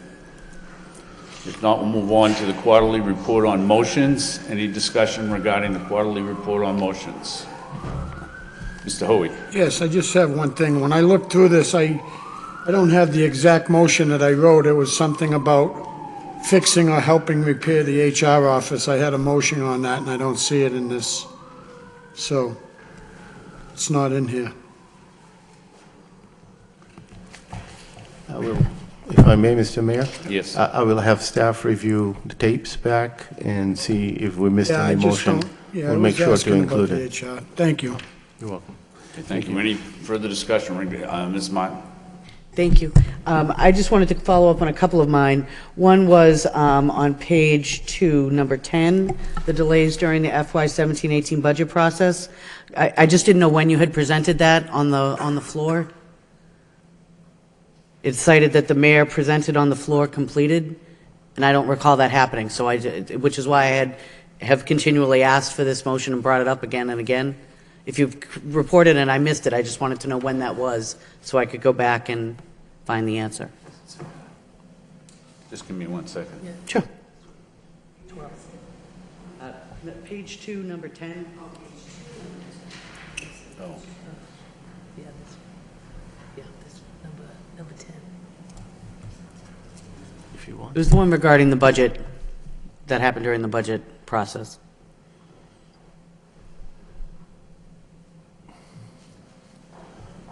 Was I supposed to provide that report? It cites that you already did it. Mr. Mayor, if I may, this motion was when we were requested by the city solicitor to cancel a meeting. It was a meeting that was called, and there were a couple of things to be covered at the meeting. One of them was a budget, another one was a contract, my own contract, and that meeting was canceled by the city solicitor, and I had asked that we do not cancel it. The city solicitor said, no, we have to cancel it because it wasn't called properly, whatever. And then I think you came up with the motion to understand, and then, Mr. Mayor, you presented at one time, which was just verbally, you had presented that you had talked to the city solicitor and you had instructed us to cancel the meeting. And I don't remember the words that the explanation you gave exactly, but I'm pretty sure it was done, and we can, again, same thing as I said earlier, we can have the staff look through the tapes and I would tell you recommend which it day. because, I mean, I asked for this again about 6 weeks ago, and it was listed as incomplete at that point. So I don't know if it happened in the last 6 weeks that you made that presentation. It doesn't sound it from your explanation, so I'm not sure that it was a formal presentation. I think that I just gave you an answer from the podium, and the answer was that the meeting had not been posted correctly. And So- on the advice of the city solicitor, instead of going forward with the meeting, which included a public hearing at that point on the budget, the decision was made to just cancel a meeting. That's not my recollection of how that had gone down, and it had been one of the primary concerns during the budget process, that it had the delays that were attributed to, that we weren't getting the information in a timely way, and then the meeting was just canceled, and there was no, I don't recall getting that information at that time. I'm perfectly comfortable going back to watch these meetings again, too. So, Ms. Martin, the only recollection that I have of any report that I gave on this was what I just told you. Okay. And the issue there was over the way the meeting was posted, and whether or not it was posted properly. And the city solicitor had issues with the way it was posted, and so that's why the meeting was canceled. If there were other issues in addition to that, I'm not aware of those. My recollection is that the meeting was only canceled, as far as I was concerned, on the advice of the city solicitor because of the way that it was posted at that time. And it had to do with the idea that because it was budget deliberations, that it was going to be a public hearing. And so it was not posted properly as a public hearing. but it was a subcommittee meeting. We had our public hearing. No, I don't remember. I would not be canceling a subcommittee meeting unless it was a committee of the whole, because I don't serve on any subcommittees. Well, we've canceled a number of subcommittees, but in that specific case, I believe it was a finance subcommittee that was canceled. I have never canceled. No, if I may, Mr. Mayor, it was not a subcommittee, it was a regular committee meeting. Because I remember clearly taking the posting, because I was against on the record to cancel it. I took the posting and even sent it out to the Attorney General's office to review whether it was legal or not. And we discussed it. I discussed it at length with the city solicitor at the time, and then the city solicitor discussed it with the mayor, and we got the request to cancel it. So we canceled it. It wasn't the subcommittee; it was a regular meeting. Okay, thank you very much. I'll go back through and thanks. I don't serve on any subcommittees, so I would never cancel a subcommittee meeting since I'm never Well, there. just referencing the personnel subcommittee that got canceled about, a month ago. I mean, we've certainly canceled subcommittees. I did not cancel that meeting. Somebody, maybe the chairman and the personnel committee canceled it, but I certainly did not do that. That's me, so I'd probably remember it. But it's okay. It got canceled, and it's certainly not germane to this issue at all. Okay, is there any, do we have any additional? Yes, Ms. Doherty. Sorry. I have a missing motion, and it was the one I referred to earlier. I made it exactly a year ago, November 16, 2016. It passed 6-0. Mayor, you were absent that day. But it was requesting the superintendent meet with key stakeholders to develop a plan and timeline for addressing the inequity in compensation for lone school nurses and the high turnover that results from it. Said plan to be presented to the school committee for review. So I was waiting for that one. If it was presented, I don't know how I could have missed it. But I just want to get that back on the books because I think that we do need to look at the nursing situation. And I know I dropped one with the report card, so I'm not infallible here, but this was a real motion and it's not on the quarterly reports at all as being completed or whatever. So I would like to, we're going to be looking at the memorandum of agreement. That's part of what the task force is going to be doing. So I want to bring this back up, that we need to look at our nursing situation. Mr. Superintendent? Yes, we'll look at that. We can talk a little bit about it now. I did have a discussion with the city manager about it, about the idea of moving the nurses to our side because we wanted to remain competitive with the market. And because a lot of them get trained and then they go to other districts because other districts pay them well. The city manager has no objection whatsoever. He said the school committee is welcome to take them any time they want because he knows that to bring them to our side and make them competitive with the market, you're going to have to pay them substantially more. And the question is really a budget issue. The reason that we never pursued it any longer is not that we didn't know what to do or how to do it. We know exactly how to do it and what to do. But the question was, if you recall, we were facing cuts already in the budget. So to bring in yet a new idea at that time that could potentially increase substantially was something that we didn't think. We would be looking at it now for a model that is already working, changing it to cost us a little bit more. Now, yes, not working maybe to perfection, because especially when you lose nurses right before school because they decided to go to neighboring districts, they pay them more. It's painful. As you recall, the beginning of last year or this year as well, we always had to wait for some. We would. Yeah, 8 at some nurses. point. Yeah. We were Last down fall. nurses. And it's happening all the time. It's a revolving door because we're not competitive. It will, and we are more than happy to present a proposal to the school committee during budget time to bring them back in. I think everybody's in agreement. That's okay. I don't think there is any objection from anyone. The question is just to finding the funds of doing it, to do it. I guess my question was just that I didn't get that report.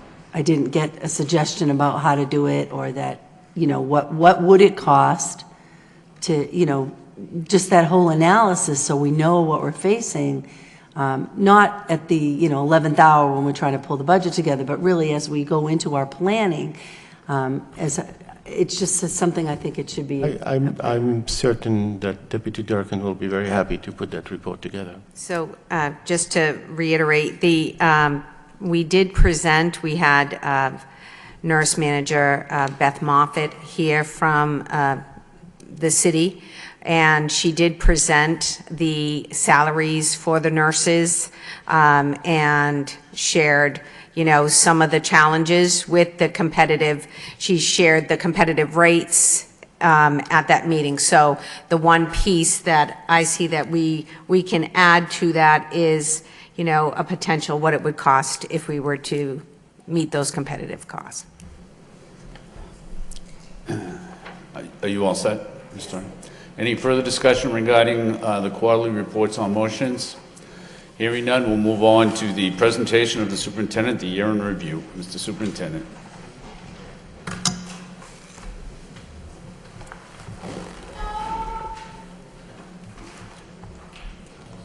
Did you hear that? If I may, Mr. Mayor, just a little explanation of the process, because I know for the people who have not gone through this or listening at home, a little summary. This process is a 2-year process. It started July 1st, 2015, and ended officially June 30, 2017. And this process of evaluation is the one we have agreed to use the state process. And the state process is really the same, whether you're a superintendent, teachers, principals. They all have pretty much the same guidelines, where you identify goals, specific goals that you want to work with within a year. It doesn't mean that's the only thing you're going to work with. You're going to work with other things. And also the state has a certain number of standards. They have 4 categories of standards that they would like you to pay attention to as you're performing your work and as you're doing your goals. There are always 2 required goals. One is a student achievement goal, and one is a professional goal. That is required of everybody that works with schools. And then you can define what you want to do specifically around that goal, those goals. And then there are what we for the superintendent district goals, and you can have a minimum of 2, and you can have as many as you want, really, in goals. Now, so these goals are determined for the 2 years. What I have also circulated to the school committee is what we refer to as the summative forms. So the process is that you look, again, this is just looking at the second year, that combining it with was done already in the first year, where you had already filled out the formative assessment forms. And in those forms that I have submitted to you, you will see the summary of each one of the goals and the standards that need to be filled by you.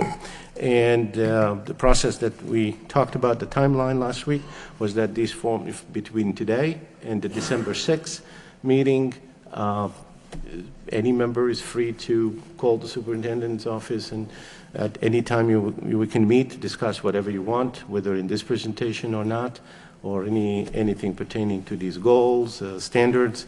And then on December 1st, these forms are due to the mayor's office, and the mayor is to prepare what we call a it's not really an average, because the state doesn't like averages. They talk about consensus. It's a consensus because you can only have one evaluation by the board, not individual evaluations. Individual evaluations are, should be represented by the consensus. And then on December 6th, that the mayor has to present, or designee has to present that to the community in a public meeting. So this is what it is. So the report today that you see is really a two-part report in this one. It's the first part that deals with the goals that we had set for ourselves. And the second part is a little bit of the standards. There's a lot of repetition in between, obviously, because when you're talking about standards of student learning, it's the same criteria that applies to your goal of student achievement. So there will be a lot, and I'll be skipping a lot of that, otherwise we'll be sitting here for a few hours. So I'll start with just a summary of that. Again, as I said, this is the second year of the two-year process. We've had in these 2 years, which happens to be also coinciding with my first 2 years in Lowell, with quite a few challenges that we had. We had challenges anywhere from student, we have that incidents that we started last year with. We had a year that the last 2 years we hired, I think, more than ever before.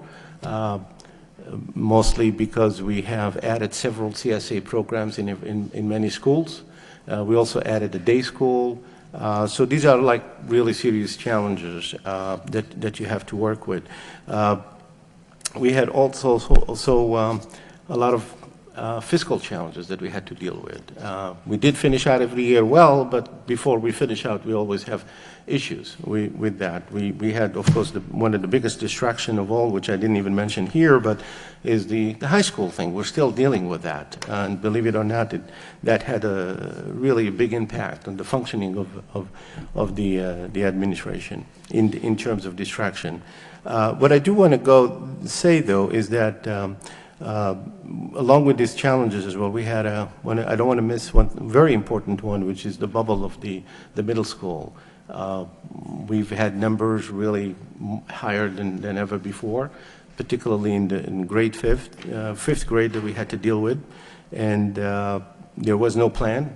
There was no long-term plan. I didn't walk into where we had a plan and we just had to follow the plan, because these kids, as I said earlier, didn't come to us now. They came to us in kindergarten many years ago for most of them, but there was no plan. So we had to come up with plans on the go. This is not how you normally want to function, that wake up in the morning and say, what do we deal with today? You want to plan. So we had to deal with all these challenges, yet, one thing that we're very proud of is even with these challenges, we did finish both years balanced budgets. In the first year, we had a substantial surplus that we turned around and invested very, very much into the technology, which we'll see now in a minute how that paid off. It paid off tremendously for us. And also the second year, we also had a much smaller surplus, but we did have a surplus as well. In these 2 years, it's really important to know that most of the urban schools did not have that luxury, did not have those balanced budgets. I remember sitting in urban school meetings where most of my colleagues were reporting on how they had to go back to their communities to try to get some additional funding so they can balance their years. So we did fairly well there, regardless of all the challenges and the disagreements we had on the presentations and whether it was presented well or not well, or whether those are just the technicalities. The end result is we did have fantastic 2 years of balancing the budget, and we outperformed most of our, not all, but quite a bit of our colleagues in the urban schools. Also, during these 2 years where we had substantial challenges, we've also delivered 2 of the best years of Lowell's academically. There's just no way of denying that when you look at the statistics. And I know some of you even run their campaigns based on that, on how well we did in the schools. And good for you. I mean, you deserve that as well, that credit. But we did have 2 great years in schools where we had some of the best performance. in there. And we put together a team that I think now is a solid team. We have, we still a lot to go, but I think with the good team that we have and the great teachers that we have and students, I think we're ready. You know, we have a really good start, and we're on our way to good growth. So in the first goal that I'd like to talk a little bit about is the professional practice goal. And for us in the professional practice goal, one thing that was very dear to me is to establish a strategic plan, because you can't really operate an institution of our size without a plan. You need a plan. And so we did not have a plan, a strategic plan. So we embarked on right away on developing a strategic plan. And the first year we started putting the plan together, and we presented that to you, if you recall. In the second year, our focus was really on developing the key performance indicators for each of the pillars and each of the goals that we have. Because developing goals without coming up with ways to measure them, whether you're doing well or not, is obviously not gonna. It's just gonna be a document sitting on a shelf. So that was what we achieved there. By now we have developed with all of our teams, including school leaders, we developed KPIs for all of the pillars. The other thing that we focused on this year is really that our district leaders, school-based and central office-based professionals, focus on making sure that their own goals are aligned to the strategic plan. Because that really is essential, because otherwise you're missing that alignment piece. You can have a nice strategic plan, but if everybody else is focusing on something else, you don't necessarily have that alignment piece. So that was a big focus that we did this year. And the third thing, and we did that both in schools, as I said, as well as the central office. And the third piece that really we wanted to do is to make sure that now that you did all of that, is how do you communicate that in a very efficient way. And we are still developing the dashboard. If you go to the next slide, it gives you, next page gives you a summary of what's available now on the dashboard, which is continuously going through improvement. We're going to keep improving it and improving it. And what is coming soon on the dashboard. And the idea behind this dashboard is really communication to the public, to be as transparent as we can be on this one, and at the same time to provide a data tool for our own leaders, school leaders, and be able to have base their decisions a lot more on data analysis, on the data they analyze. And of course, this dashboard is something that we have undertaken ourselves, building it. So yes, you're going to see some growing pains. Yes, it's not going to be very sexy right away. It's going to take us years to build it. We did not have the $250,000 that some richer districts would have just put into buying one that's already made and very fancy. So but the data is there. That's really the important that we're trying to do. So that's what our focus on the professional goals, and I think we've done, in my opinion, we've achieved all that we wanted to achieve for these 2 years. I think we'll still have a lot more to go in this one, and we will continue. It's not that, okay, the goal is done, now we drop that and we move on to something else. We'll continue to do that. The next one, which is really the most important one for us, is that the student learning goal. Initially, we had started the first year to focus on narrowing the achievement gap for all students. Student achievement continues on an upward and stable incline for most schools. I think LPS has seen 2 shifts already on the testing, the MCAS to PARC to and then back to MCAS. These changes make it always very difficult to assess your progress and how do you measure year to year. But I think with a little bit of algorithms that our data people work with, we can try to come up, even though we're really talking about different tests, come up with some comparisons. We've had, again, in this area of achievement, I think it's just, if you want to narrow the achievement gap, you can't escape talking about really overall achievement and performance of students. And again, in these 2 years, I believe we're very proud. I know I am, and I know my team is very proud of the 2 years that we have delivered. We've seen dropout data, attendance rate, discipline data continue to improve. I think we've seen about every measure that we wanted to go up has been going up. Every measure that we wanted to go down has been going down. In the worst cases, it would have stabilized. Just as means of example, just giving you in the next chart, it's quite hard to read. I apologize for people who are reading it off their TV. It's really difficult to read it. By the way, this report is going to, once completed and cleaned up and everything, will be put online for anybody to download. This is just one simple chart of where we are, say, as a whole. This is the combined achievement percentile and student growth percentile for this year after the MCAS of this year. Comparing us to the urban schools, you see that Lowell median, the median in Lowell is really, we're around a third in the urban schools in terms of combining the achievement with the student growth percentile. But what is more important in here is the color. For those of you who have the color copy, and if you can see the colors indicate the greener the better. If you're in the red, that's not so good. And the greens indicate usually that you have a positive student growth. Because in the area of student achievement, I think the important thing is not just to show that you're having a better performance, but I think you need to maintain and sustain that performance through positive student growth. And that's what really interests us a lot. Can I just ask one question? What do the dots refer to? Are those schools? Oh, I'm sorry. The dots are the number of the schools. So those these are are schools. the schools. Each Yeah. school has a dot on the Right. scale. Each school has a dot. Yeah. And I know we talk about it later, but this is taken. I have given you also circulated to you as an additional piece of information the report done by our data analyst, Mr. Schlickman, which has a lot more information on the MCAS analysis, and he will be presenting even a more complete report than the one we've given you today on December 20th meeting.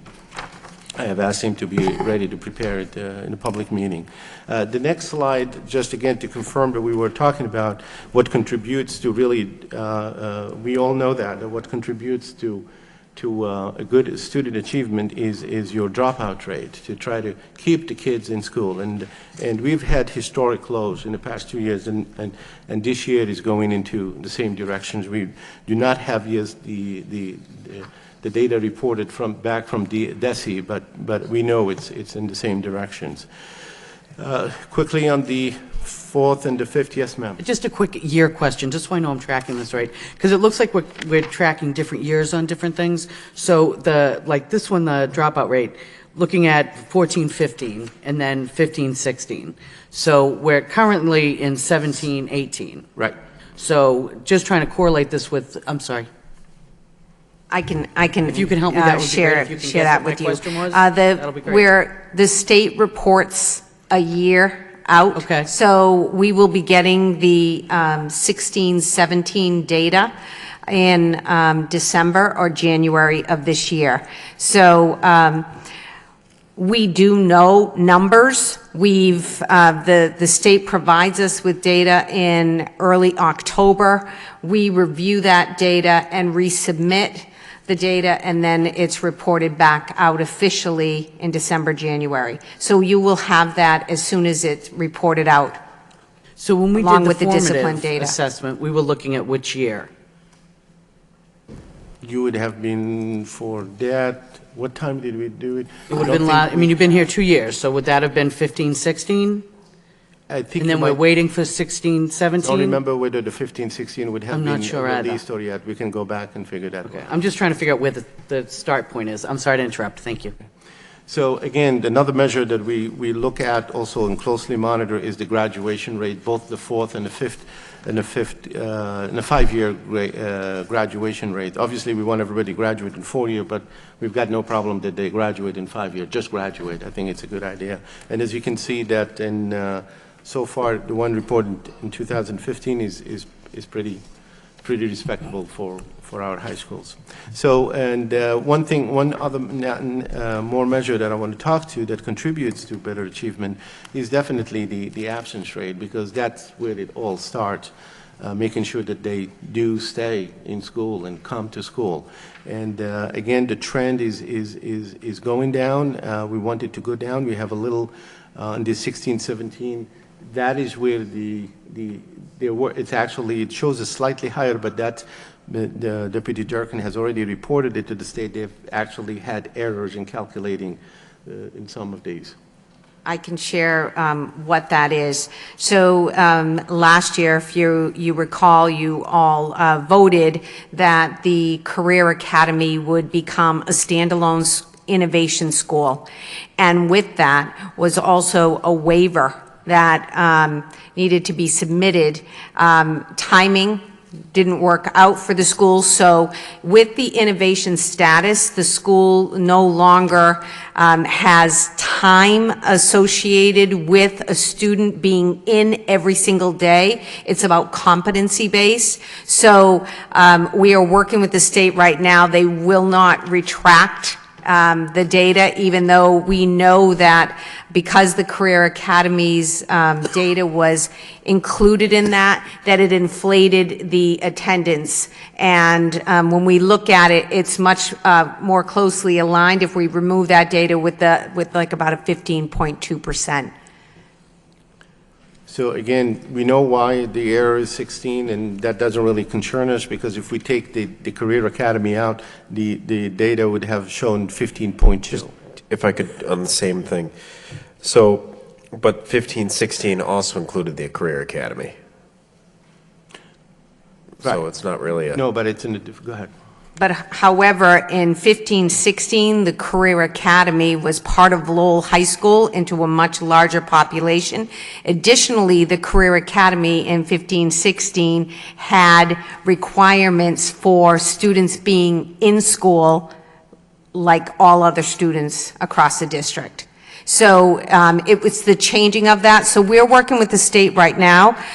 We've had conversations weekly for the last 2 months regarding this, and what they're telling us is that we cannot necessarily get a full waiver out. We're still going to need to report it, but they're going to work with us to create an algorithm so that we can get a much more accurate representation for the next cycle. Okay, thank you.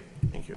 And the next slide is an important one because it compares us to districts like us, urban school districts, and you can see that in terms of chronic absences, even with our error embedded there, the 16, if you bring it down to 15.2, you'd see it even more pronounced, that we're really doing better than many of the districts that are like us, Fall River, Fitchburg, Springfield, Lawrence, and so forth.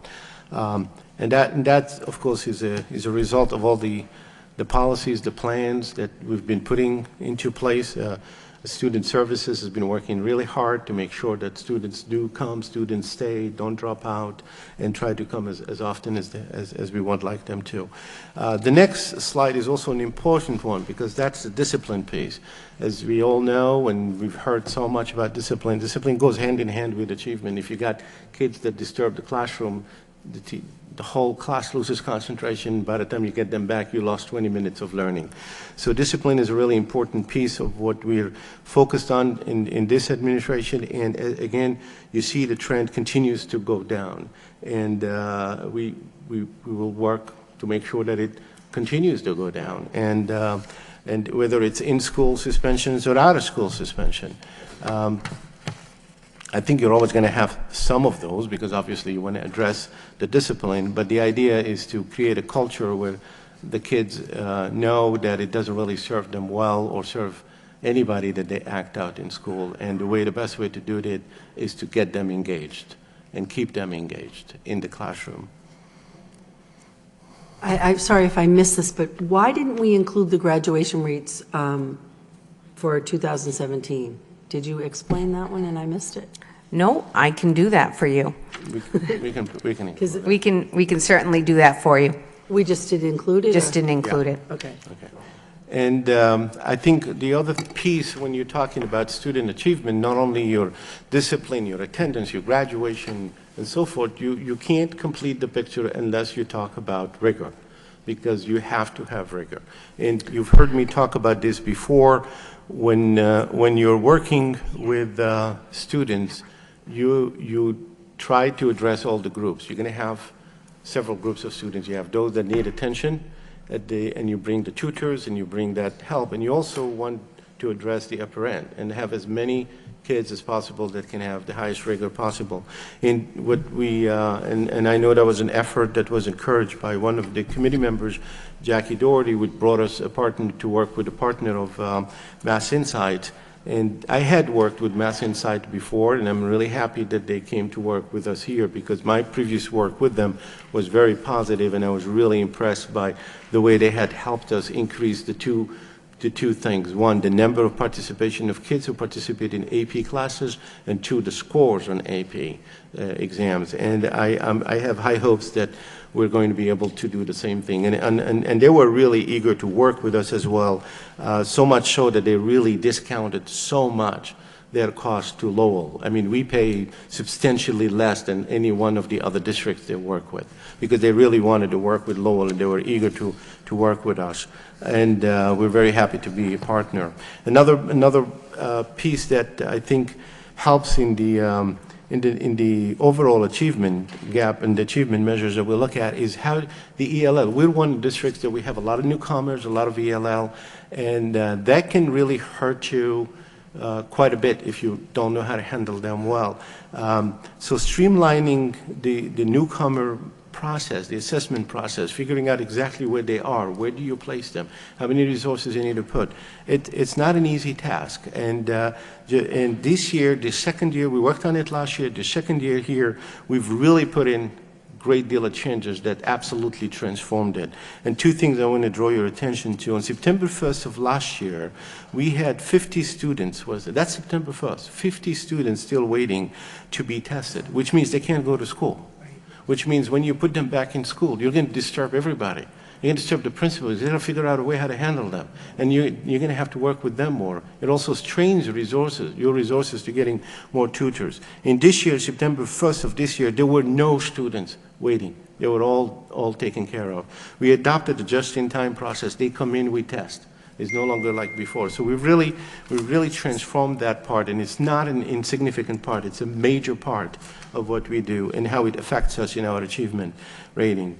Another piece that I think is noteworthy and is really important is the MCAS 2.0, the online. And I remember a couple years ago, and I know we had a lot of discussions, and again, agreements, and we all finally went and we had that big investment in technology.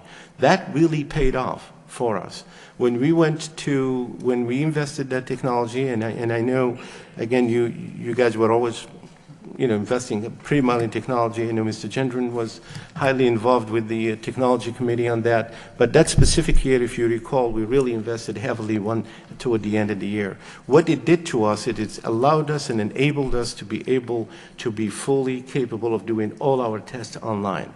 And we were really definitely one of the very few urban schools to do that, and we remain as well so many urban. So that that investment gave us 2 years head start. We were ready 2 years ahead of everybody. So now in 2019, our kids will have that advantage. And when you look at Mr. Schlickman's report, he points out as well to that. It's that our kids, because this is the second year that they did the online, that really helped them out. They went over that fear of the online and that confusion. And we really believe that is one of the reasons why we were one of the urban schools that did better on the online MCAS. Maybe because our kids, were already trained at that in 2 years in a row. Another thing that we have introduced, which I think is really important, we've introduced a lot of things. Obviously, in the report, you try to focus only on the few of the important things, is the reading committees that our SPED program department works with the schools, creating this reading committee. What it really is really developing for our special ed students special individualized programs of reading for their level. And it's really important for that because, as you know, you miss the reading, you will miss the math, you will miss everything else down the road. So it was really important that we captured those needs for the students. And on the next slide, what I really wanted to show you was also a little bit, because I know most of, if you're like me, we're all asking like, but this is great, the MCAS too, we've done well, but how do we really compare to the old system, in the accountability system. Where would we have been if we were the old accountability system? Now, the state did not use an accountability system this year, except for the high school, because they were using the same old MCAS system. Also, for the high school is still a level 3, but the good news is that they have improved. They've moved from by 2 percentiles up from 11. So that's good news for the high school. But on the other schools, they didn't give us an accountability. But what we did is we took all the measures that they use in their accountability formula and applied it ourselves, and trying to figure out where would we be if we used the accountability system. This year, we counted the Rogers School, the STEM school, because the 2 prior years, the 3 prior years here in this table, the STEM school was not accounted for because it was a new school and it didn't have all the grades. So this year by counting the STEM school, you can see that we have maintained the same achievement, and at the level 1 we would have had, if we still had the levels, we would have had 8 level 1 schools, 7 level 2 schools, and 6 level 3 schools. And the very good news is that none of our level 3 schools is now in any danger of going level 4. We pulled them out. So not any one of them. And I think that's a remarkable achievement in a very short time. Mr. Superintendent? Yes. Can I stop you right there? On this page, it indicates that perhaps it's just a typo. It says the Robinson, no, wow. Oh, I'm sorry. It should say the Rogers. Rogers. Right, okay. Thank you for correcting it. Let me put a note of that. I always call the Rogers the Robinson. All right, so I think again, I don't want to dwell too much on the MCAS, because the MCAS for this year, you have a full report on that, and we will be giving a public report on the 20th. We'll talk more about that. But just to summarize it, I think we have now more schools above state average than ever before in Lowell, and then I think what really helped is all these achievements and the hard work of the teachers and the educators and the administrators who work with them. So good job, and I know we'll continue on that same trajectory. Now, going on to the district improvement goals, I think the one that we had worked with was the first one was in trying to keep increased community engagement and transparencies. We worked on that one the first year. This year, we really continue to do the same, whatever we had established the first year. All reaching out to the community, participating with the community.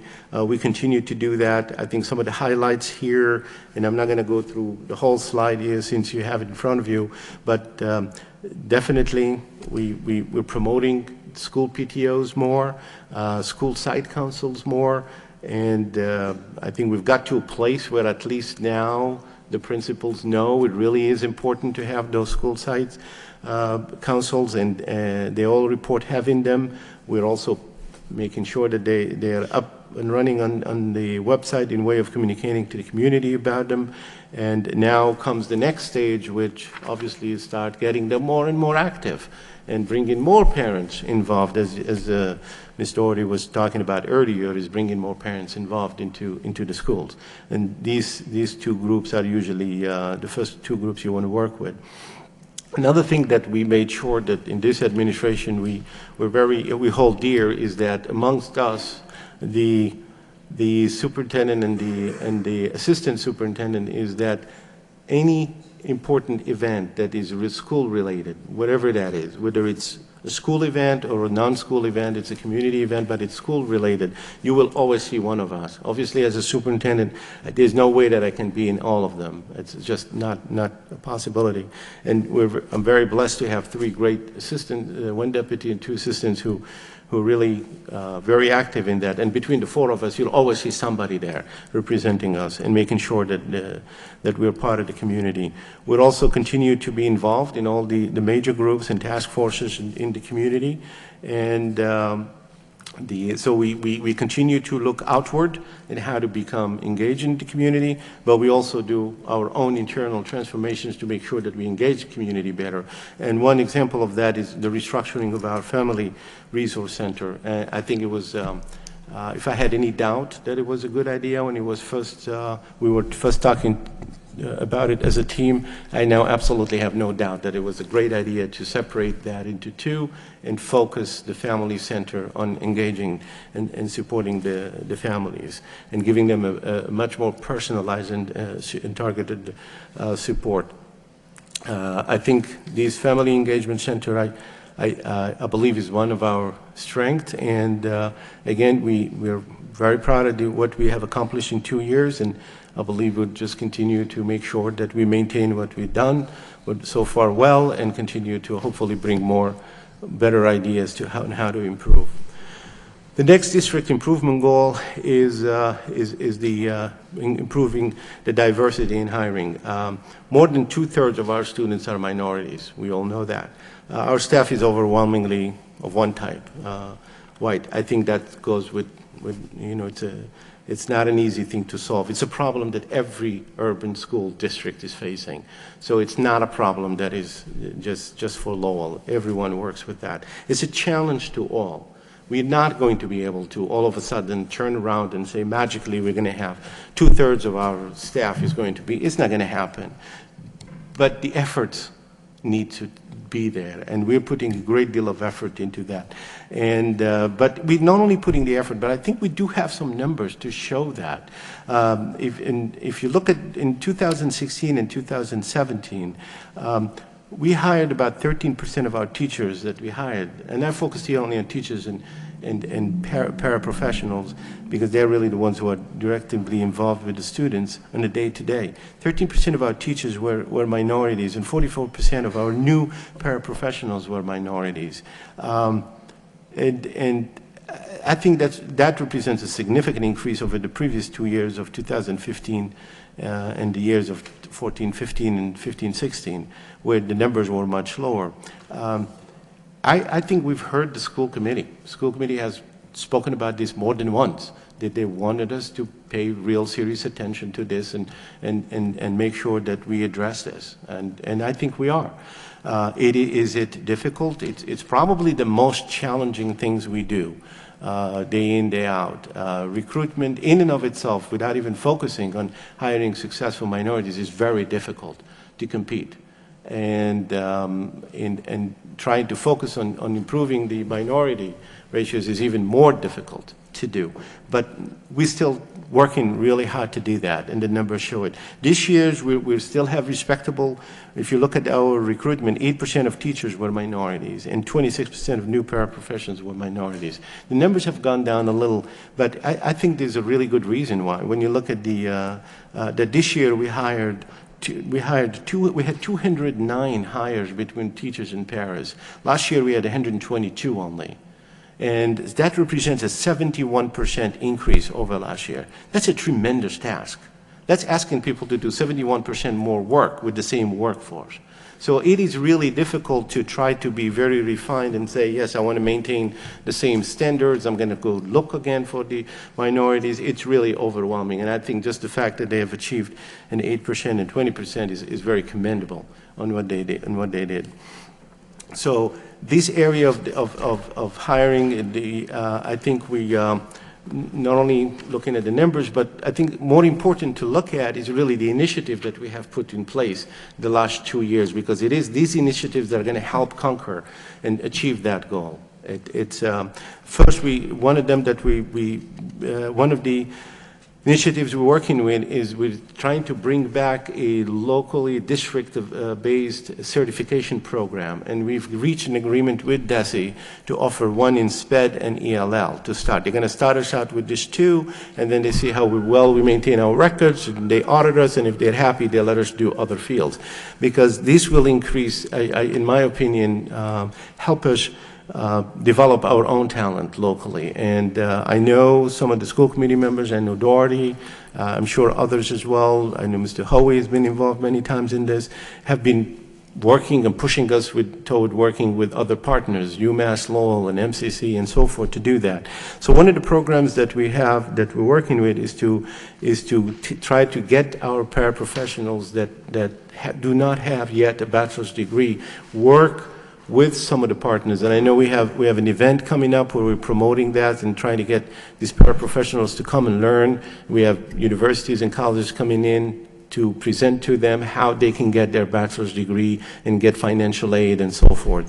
Why we're focusing on a paraprofessional, that happens to be the group that has probably the highest ratio of minorities. So if we can develop our own talent, people who already know how to work with our kids and know them, I think that's a winner.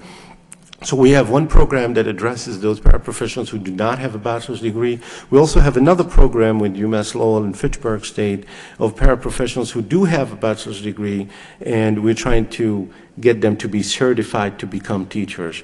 If you walked in our schools, you probably would have noticed that few of our paraprofessionals are newcomers, and they already have degrees back in their countries. They're well educated, but they don't have yet that equivalency in here in the certification, and they're trying to acquire the English language proficiency themselves. So we're helping them getting through our partners to getting their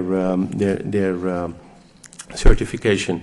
And also we're starting at a plan of early recruitment. We put a plan into place and have asked HR that really starting right after January 1st, right after the new year. Let's not wait for March and April like others, and then we can't compete that. We'll start right away and start doing early recruitment on that. Yes, ma'am. Thank you. While you're talking about the staffing and diversity, I know you're going to be giving us a report at the first meeting in December about an update on the diversity. I'm wondering if you could include the administration as well, in terms of new hires, administrators, in that report, to just complete the picture. Sure, we will. And then I think it's we'll continue to increase our participation in job fairs. I think that's an important one. But also we're looking at utilizing online resources. There are a lot of resources out there that now can take you farther places without traveling there. Just do it online. And the next district improvement goal is which is really very important to us, is to develop, and this is a new one, by the way. Let me explain a little bit what I did in here. In the evaluation plan, there is no restriction as to, in the second year, adding more goals.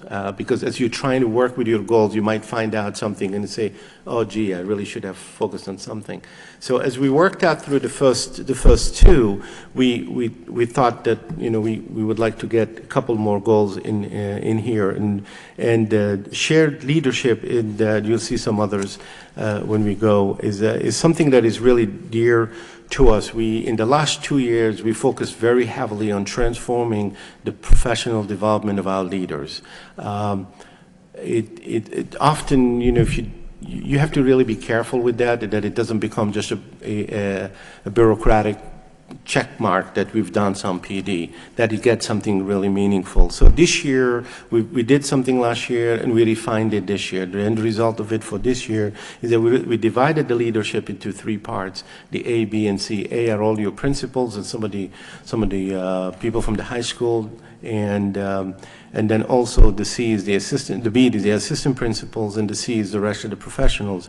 So, and we targeted that their PDs is 100% targeted to what is of concern to school leaders, the things that they face and we've also bless you. This year we've engaged with the RBT Research for Better Teaching and to work with the PD. So, and that has been going on really, really well in there. And in the cohort C, we took a different approach because the C group is, everybody does something different. It's different expertise. They're all very different. So instead of trying to give them something common, we've been tried over and over before, really hasn't helped much, is we ask them to really take advantage of individual opportunities for PD on improving their own skills in their area, and then bring it back to the group and disseminate that information to the rest, who might not be specialized in it, but yet may benefit from that information. And I think all administrative meetings have been redesigned to provide targeted professional learning for school leaders through book studies and action planning, and we're getting everybody engaged. We even got Mr. Fresh engaged as well, and he attends those as well with the principals. In the same one, as I mentioned earlier, we're looking not only at participation, collaboration, so forth, but we're looking at rigor, even then. Rigor. It's not just us sharing experiences with each other, but we're bringing really highly respected individuals, and we used our professional development. This year, we used them to engage in the research for better teaching, which is they work with school leaders, but they also whatever they do work with school leaders, they align that with the work that they do with the coaches and instructional specialists, and we're absolutely also focusing on delivering PD opportunities that are well aligned with the goals, with all these professional goals and our strategic plan. All right. So again, couple more highlights, and I'll let this one go and move to the other one, is the new mentoring program that we established. DESE has guidelines for mentoring programs. I know when I came 2 years ago, we didn't really have anything formal at all. Last year, we instituted something semi-formal, and this year we made it really formal. Every new principal, we assign a mentor, and that principal works with the mentor, and depending on the need, they could be less frequent, but in the case, like let's say Mr. Stahl had literally physically went to the Robinson and stayed there with the team for some time, and we plan to do that for their first 2 years of employment, and I think it's a well-structured program, and everybody, along with the Director of Accountability and the Assistant Superintendent of Curriculum, they develop guidelines and rubrics, and everybody's asked to do the same thing. So I think that's a highlight of this new shared leadership. And again, I'll reiterate what I said earlier, is that part of that shared leadership is really asking all the leaders, the principals, assistant principals, and all central office, that when they are doing their goals, and all of these people are evaluated by one of the superintendents, one of the four of us, and we look very carefully at that when they establish their goals, that their goals are aligned with the district strategic plan, because when they are, we know at least there is some form of alignment there. And lastly, also, what we had established is that we have a quarterly open forum. I meet with all the principals. I meet them, of course, when I go visit, but in that forum is really for them the opportunity to bring any concern they may have directly to my attention. I have an open door policy, not only with principal, but with anybody, parents alike, and they come whenever they want. But that forum, I think, was very important, because they end up sharing together and trying to address issues together. A little bit, when I came in also 2 years ago, one thing that I immediately noticed, and I think most of you know, and some others, is a little bit of a disconnect in the curriculum alignment between K-8 and 8-12.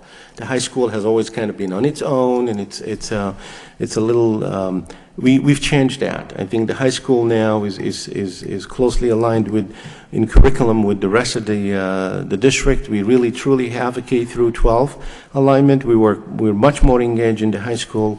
The curriculum coordinators now, they don't have only their head of school to evaluate them, but they have their head of school and the assistant superintendent of curriculum, because it's really important not only to be good, but to be good and well aligned with the K through 8 model. And the same thing for the student services. Not only that the coordinators there, not only that they have their head of school that evaluates them, but they have deputy for social student services to evaluate them. I think this model is not my model. It's a model that is successful, that exists out there, and we just made sure that we implement it. It was not a model in existence before these past 2 years. Another goal that I had added was to really keep us involved on a statewide with innovative educational assessment and accountability. Accountability is a hottest topic statewide, And how do we evaluate our schools? It's really important. When the state comes in and slaps you with a level 4 label, that just destroys your community. Young people want to leave, everybody gets scared and so forth. So it is really hot, but I don't think anybody believes that it is well done in the state. So there is a great deal of effort by several groups in the state. And how do we define a better accountability system? How do we measure our school? Is it fair to measure Lowell High School with, I don't know, Lexington's High School or Weston's High School or Holyoke High Schools for that matter?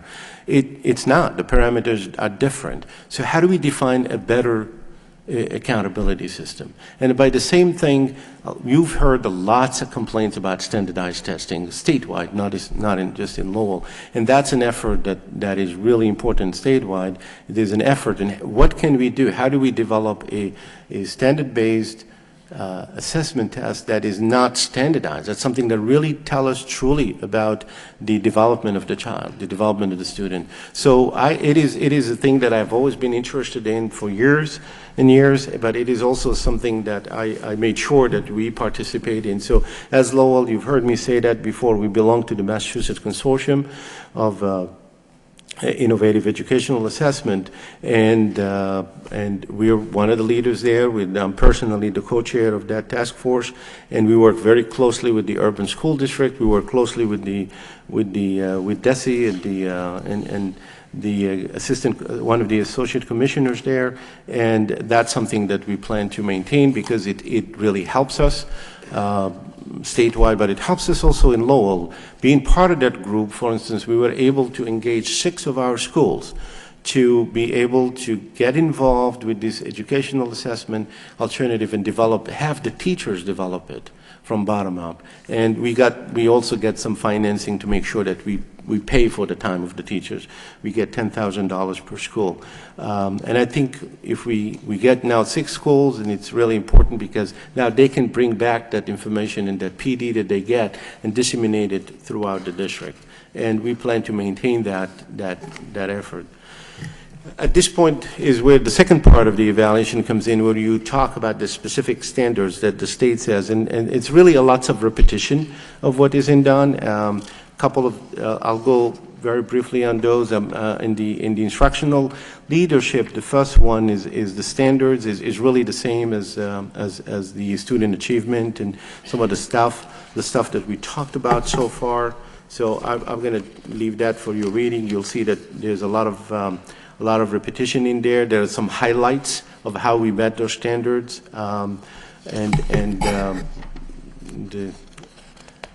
in the interest of saving some time, I'm going to skip through directly to the Standard 2 because that one has a little bit more information than was included in the goals. And in the Standard 2, the state wants to know how do you handle your management and operations, and they give you several criterias. And the first one in the environment, I think some highlights in there is that we did in the management is that it was, as you recall, in the first year we've done a restructure on the finance and technology department, which we believe is getting us more focused. Is it the end all? Did we do it? Did we succeed? No, not at all. But we improved.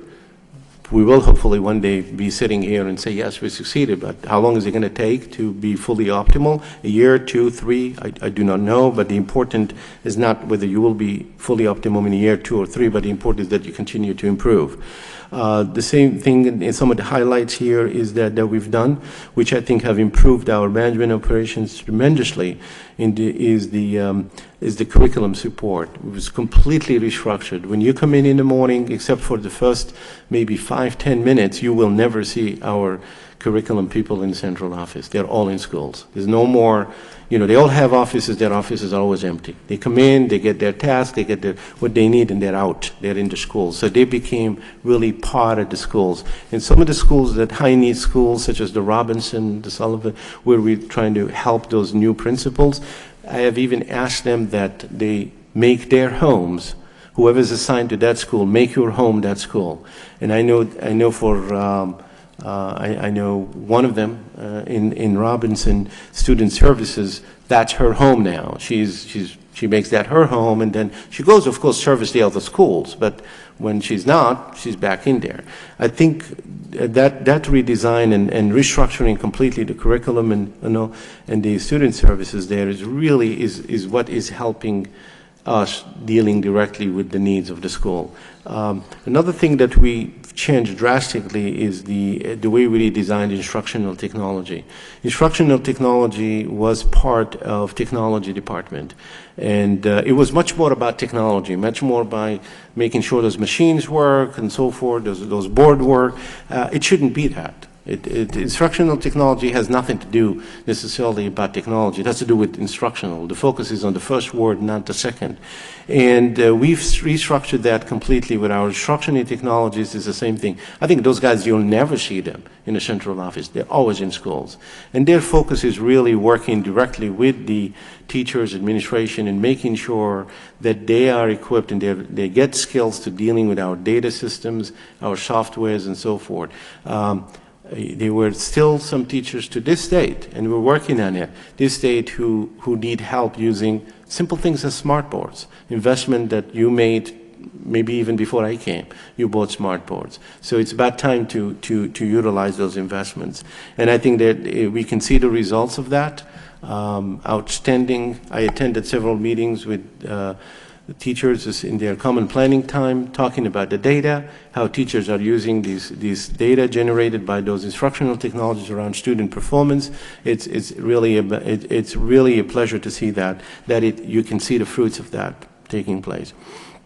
And I think the one that is definitely something that we should never miss is I think we probably have the best labor relations that we've ever seen in at least I know in many of the districts I worked with, and that's really important, extremely important in many ways, because when you have a good relationship with your labor groups, they're your partners. They help you tackle the challenges. If you have a very difficult situation, whether it's an individual situation with a teacher, they'll help you deal with it. Or sometimes a bigger situation. We're talking about a PD to all teachers. They are the ones who help you do that, and I think it's really important to maintain good relationships with them. And I think we have a really highly collaborative environment, and leading to really, for the past 2 years here, we've had very little resistance to change, or because we run it, we work together. They're there. They make us aware what we should be looking at, and the pitfalls, and making sure that we don't fall in and address those. And we definitely has a much higher level increase of trust, and which will only bear more fruits in the future. Again, in the management operation area, I think one thing worth to highlight is the development of our new day school. It's something that I think we should continue. We should grow. We should bring it home. It's a win-win. I can't see a single thing negative about that one. The parents want their kids closer. We want our teachers to be manning our own kids because they know them better, and we'll continue and working towards that. And then one more worth on this page that one more thing highlighting is definitely the initiative that our deputy is working with and leading the way with the Director of Special Education, which is really the expansion of PBIS.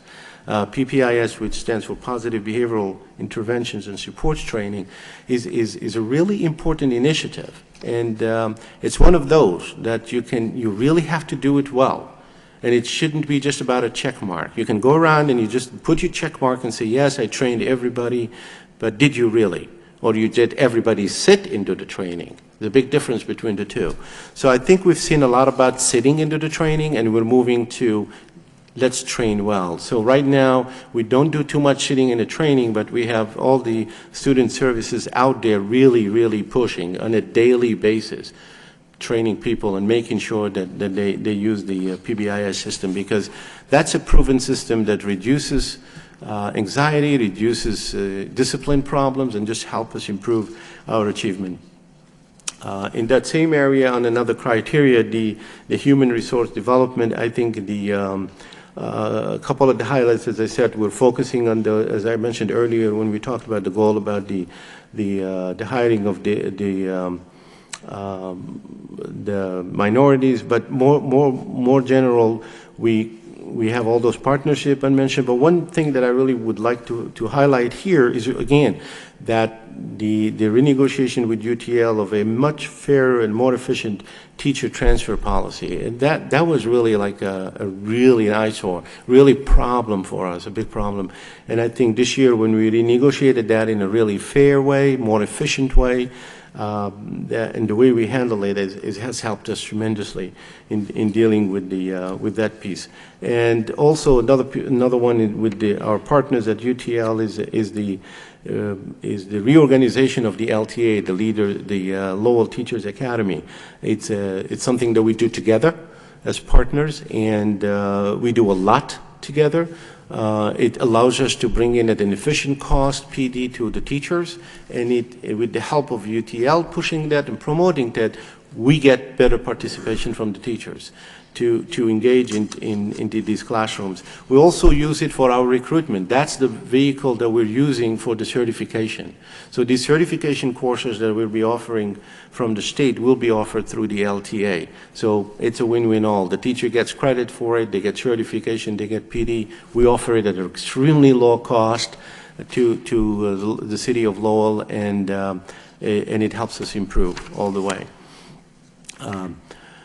In terms of other highlights in the area of management operations, I think it's just the way we handle our meetings, or a couple of minor changes. They seem minor, they seem like so not so big deal, but they really are in some ways. Like when we have some policies that we put into place, and is that, for instance, when we meet with all central office, if we meet with one principal, we always try to meet at their school. It doesn't matter if 5 of us will move there, 10 of us will move there. It's easy for us to move than disturb a school leader, so we tend to try to go to them. If we meet more than one, we're meeting a few, we try to always make sure that it happens after school so we don't disturb them. Sometimes when we do have to meet, because we have an all-day meeting, we instituted a new policy is to make sure that we dispatch somebody from the cohort C, because they don't meet at the same times, and they go replace whoever is leaving. So there's always an additional adult there from central office. And I think I've been looking at most of the meetings, and I'm very pleased with the way they're handled. Meeting agendas are very well drawn and well established and communicated well in advance by all the assistant superintendents whenever they hold these meetings. In terms of one of the parts that the state likes you to be very focused on is the law and ethics and policies. That's really it's an important issue. I think we do pretty well. I think there isn't a single meeting that we get together to talk as leaders where we don't have a topic of law or policies or that we work with. We work very closely with our labor attorney. I think we're almost daily working with them. Our 2 staff councils for special education are fully embedded with student services. They're within student services offices, and they work very closely with everyone in making sure that everybody abides by the ethics laws and any other state laws, school laws. And whenever appropriate, when we have issues that concern the city, vendors, matters of liability or so forth, we're also in consultation with the city solicitor on that.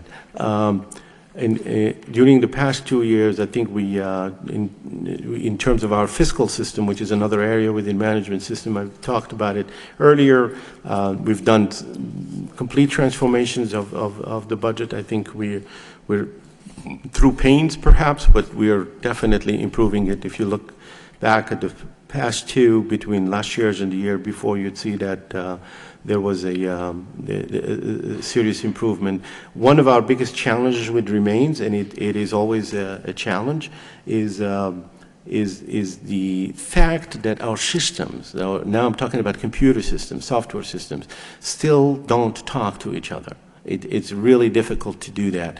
We're dealing with munis for payroll, and we're attached to the city for our purchasing and so forth through munis, but all our other systems, revolve around Aspen X2, and it's not always easy to make the do. So we waste a lot of time really cross-checking everything and doing,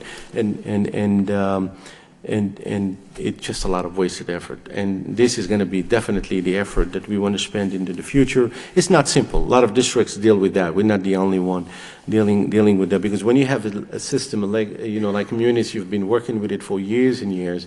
It's not that easy to just wake up one day and say, you know what, let's take another one and let's move on. It's not that easy. It takes a long time. But we're working with that with the city, and we continue to try to figure out ways to do that. And there was one item that relates to this, but also relates to previously in HR that I hadn't forgot to mention, is that one of the reasons being this is I have asked that we engage an HR auditor.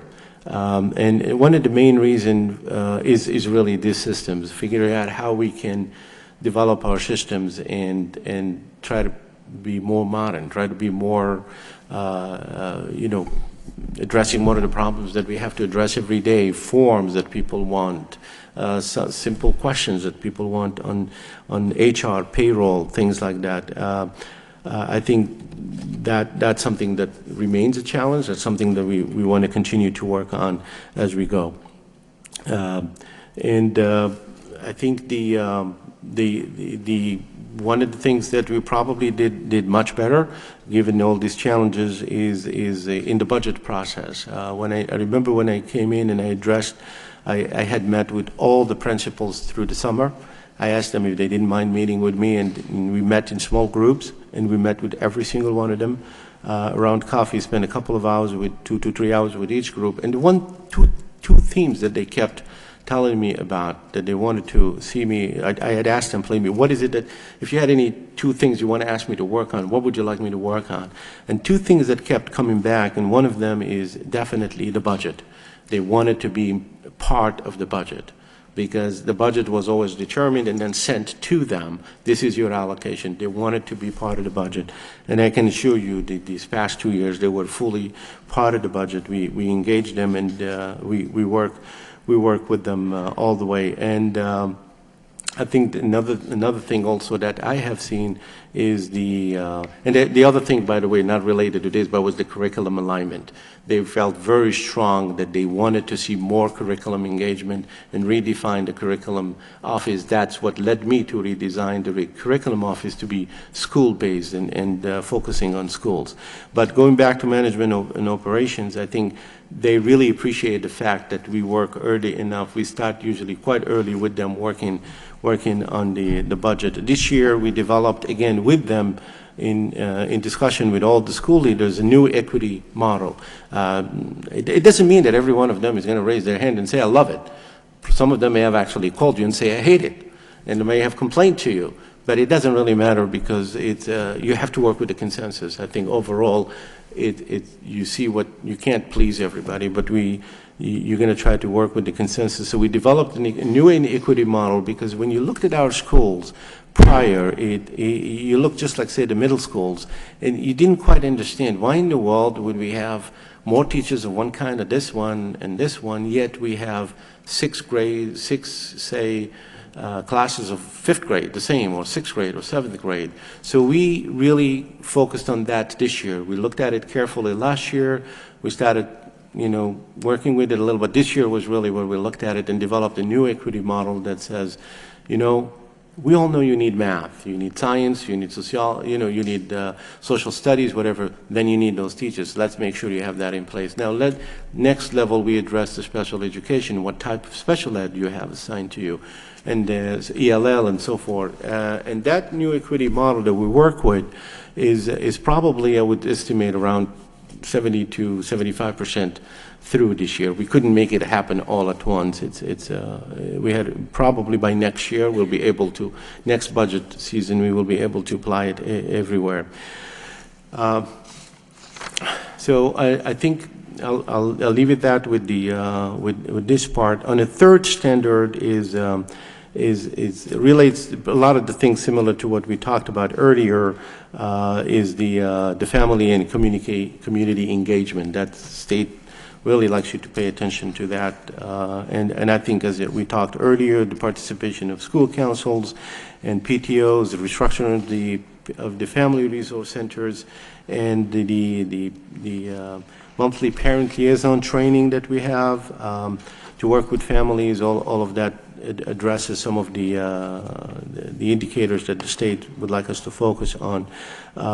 In that same area is the shared responsibilities. I think, again, it's we make sure that we're everywhere, we participate with all the collaborative, our partners, and a couple of highlights that we did in that community is now we have Katie's Closets. I know it might not be a big thing, but it is really a big thing for the kids who benefit from it, established in every school. That's worth mentioning.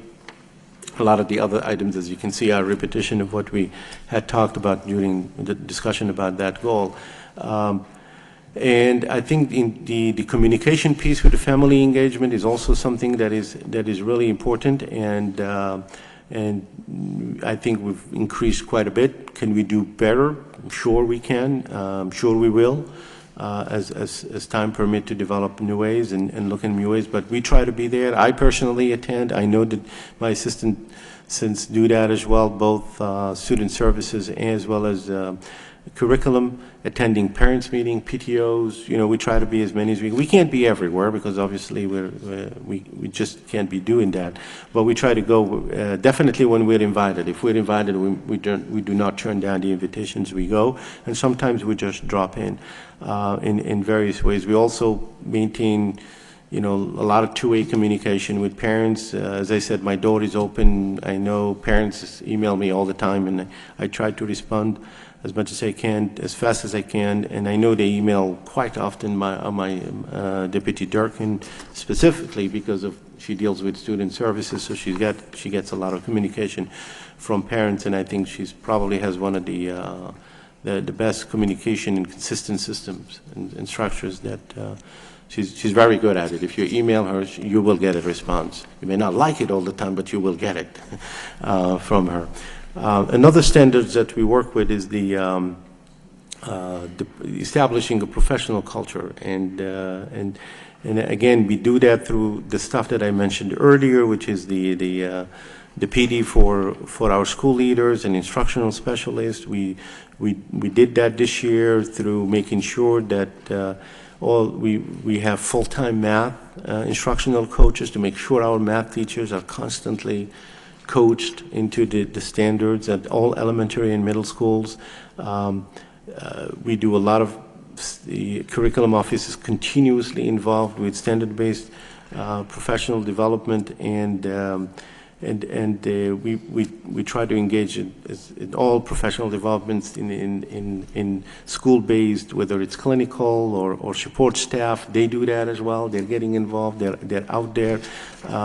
We do a lot of things. You probably don't hear about it because we don't have time to write anything about it. If we sit down to write about it, then we don't have time to do it. So we engage a lot more about doing it. I wish we had more people to help communicate that to the rest of the community of what we're doing. Again, within the same in the professional culture, and I think one piece that is really important, the state focuses on, we like to focus on, is really that cultural proficiency. It becomes even more important for a district such as Lowell because of the makeup of our community, and we do quite a bit of that. We have a very strong partner, Project Learn, we work with, and we do quite a bit with them. They continue to work with us in all our recruitment efforts with that, but I know we've established cultural competency courses right within the LTA, the one that I was mentioning earlier, courses for teachers that they did. We provided training and courageous conversation last year throughout the high school programming for both teachers and students, and there were several events and efforts taking place there. And one more noteworthy is to mention is the I think Student Services is doing an outstanding job in increasing the translation of documents for our families that use different languages, and they do the best they can. I know even in our all-call phone when we translate that to various languages so that parents can understand it. So there is a really good understanding of that, and I think our team does a pretty good work with that, given the minimal resources they work with. Again, it's the same thing within the professional culture in terms of communication. We talked about it before, but I think developing an open forum for transparent conversations with school leaders is really important, because they need to feel that they can speak freely to us about their concerns, and they do. They do, and we work very well with them with that. And now we also have, we try to communicate with them via newsletters and anything that's happening, and try to maintain that communication piece alive and active. And the continuous learning, we talked about it earlier through what we're doing with Research for Better Teaching. But another thing also is that our monthly administrative meeting, we kind of really changed them altogether. Is that we used to, when I first came and we attended the first ones, is we meet to really talk about the problems, or I'm having heat problems in there, so that we changed the tone of that a little bit from housekeeping to, those are still important, but we can communicate that in other ways throughout the day. We don't have to reserve a meeting of all the leaders for that, and really focus now to very focused topics, to deepening the understanding and learning of the leaders. And these usually are led by one of our assistants, either Deputy Durkin, if it happens to be in an area of student services or special education. And if it happens to be in an area of curriculum, it will be led by Assistant Superintendent for Curriculum. And again, within the area of professional culture, is really dealing with the shared vision, and we address that, as I mentioned earlier, through making sure that when developing their own goals, that they're well aligned with the rest of the institution, with their strategic plan and so forth, and their own school plans as well. And finally, one area that is, I think, important is to always address is and pay attention to is within the professional culture standard. This is the managing the conflicts. A couple of highlights on there is I think the Department of the Student Services has a very, very well established processes in dealing with anything that touches their students, any kind of conflict that address. We have a student involved. They have very, very highly qualified people and very well thought out processes. We have, as I said, the two councils are involved with us on a daily basis, and there isn't a single conflict that happens that you would not find one of the two involved with. They will always be there to make sure that whatever way we address that conflict, that it is legal, that it is ethical, and we follow all the rules. So they're continuously working on improving those processes as well. I think also the relationship with our unions has been incredibly helpful in dealing with conflicts and resolving conflicts. A lot of the problems we deal with, they get resolved before we even get to actually talk about them, and that is because of the open, very truly open collaboration we have with our labor unions to bring the problems and talk about them and see how we're going to resolve them. Just before this meeting, I stole an hour of time to make sure I sit down with Mr. Paul Georges, because we had two serious issues to talk about involving staff, and we addressed it, and I know we're going to address it well before it becomes a big conflict, and maybe before everybody even gets to hear about it.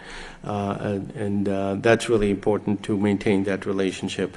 And the last thing I think, if you want to really manage conflict, is really increase trust and increase accessibility. We do have, as I said, I do maintain my door open, and it did happen many times during the past 2 years where teachers just wanted to talk to me because they felt they wanted me to address something that they felt it was serious for them. And they come and we are very serious. We'll listen to them and we address all the problems. So on that note, thank you very much. And as I said earlier, I'll be very happy to sit down with any one of you at your pleasure whenever you want between now and then, whether you're your existing school committee or new school committee. Even if you don't have to vote on this one, we'll be happy to sit down with you and go over this and the goals or any ideas you might have. Thank you. Thank you, Mr. Superintendent. Any discussion on this report? Ms. Doherty? I just have a question regarding next steps. So we are supposed to complete the evaluation by December 1st. So that means try to meet with the superintendent. Yes. Next week is Thanksgiving, and then the next week is December 1st. Yes. It really doesn't give us much time to try to meet with him. And I just want to point that out. Okay. That's a difficult time frame. Well, why don't we try? And if it doesn't work, we can always extend it. Any further discussion? If not, the chair would entertain a motion to accept the reports of the superintendent and place them on file by Ms. Martin, second by Mr. Hoey. Ms. Martin. Just a quick question. So do we have the materials for us to do our part of this? Thank you, Ms. Martin. I handed out printed copies. If anyone, I know Mr. Gignac likes to always have the Word copy, we'll email it to you. If anybody else would like to have the Word, we'll be more than happy to email you that one directly. You would like the Word? Okay. Yeah, Mr. Frisch distributed them earlier. And there are, hang on a second. Here's here if you would like. If you didn't get one, we have a couple more here. Oh, here, I'm sorry. Mr. Frisch. All right, here they are. And I can email them to you as a Word format. I think they've been handed out to everybody.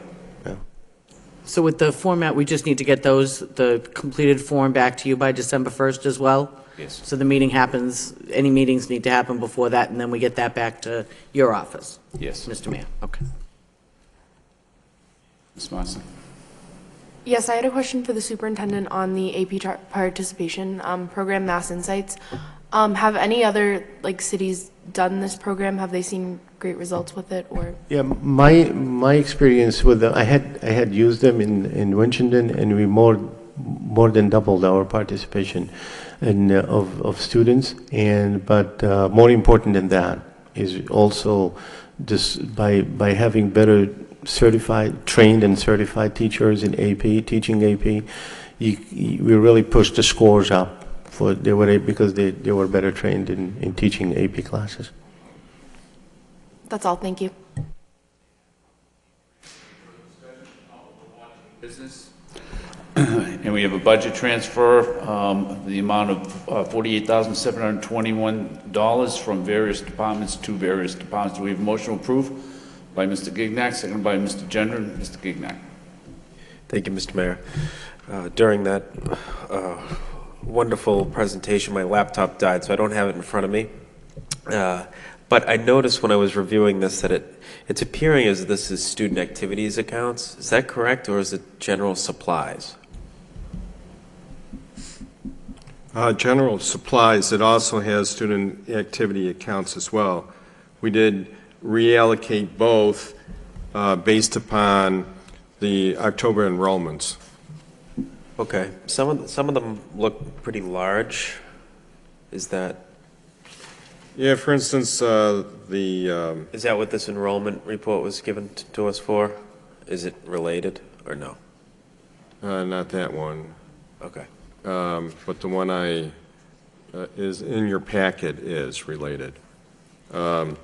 So some of the schools, one was the Rogers, had a large increase due to the additional kids, that 100 kids that went to the school.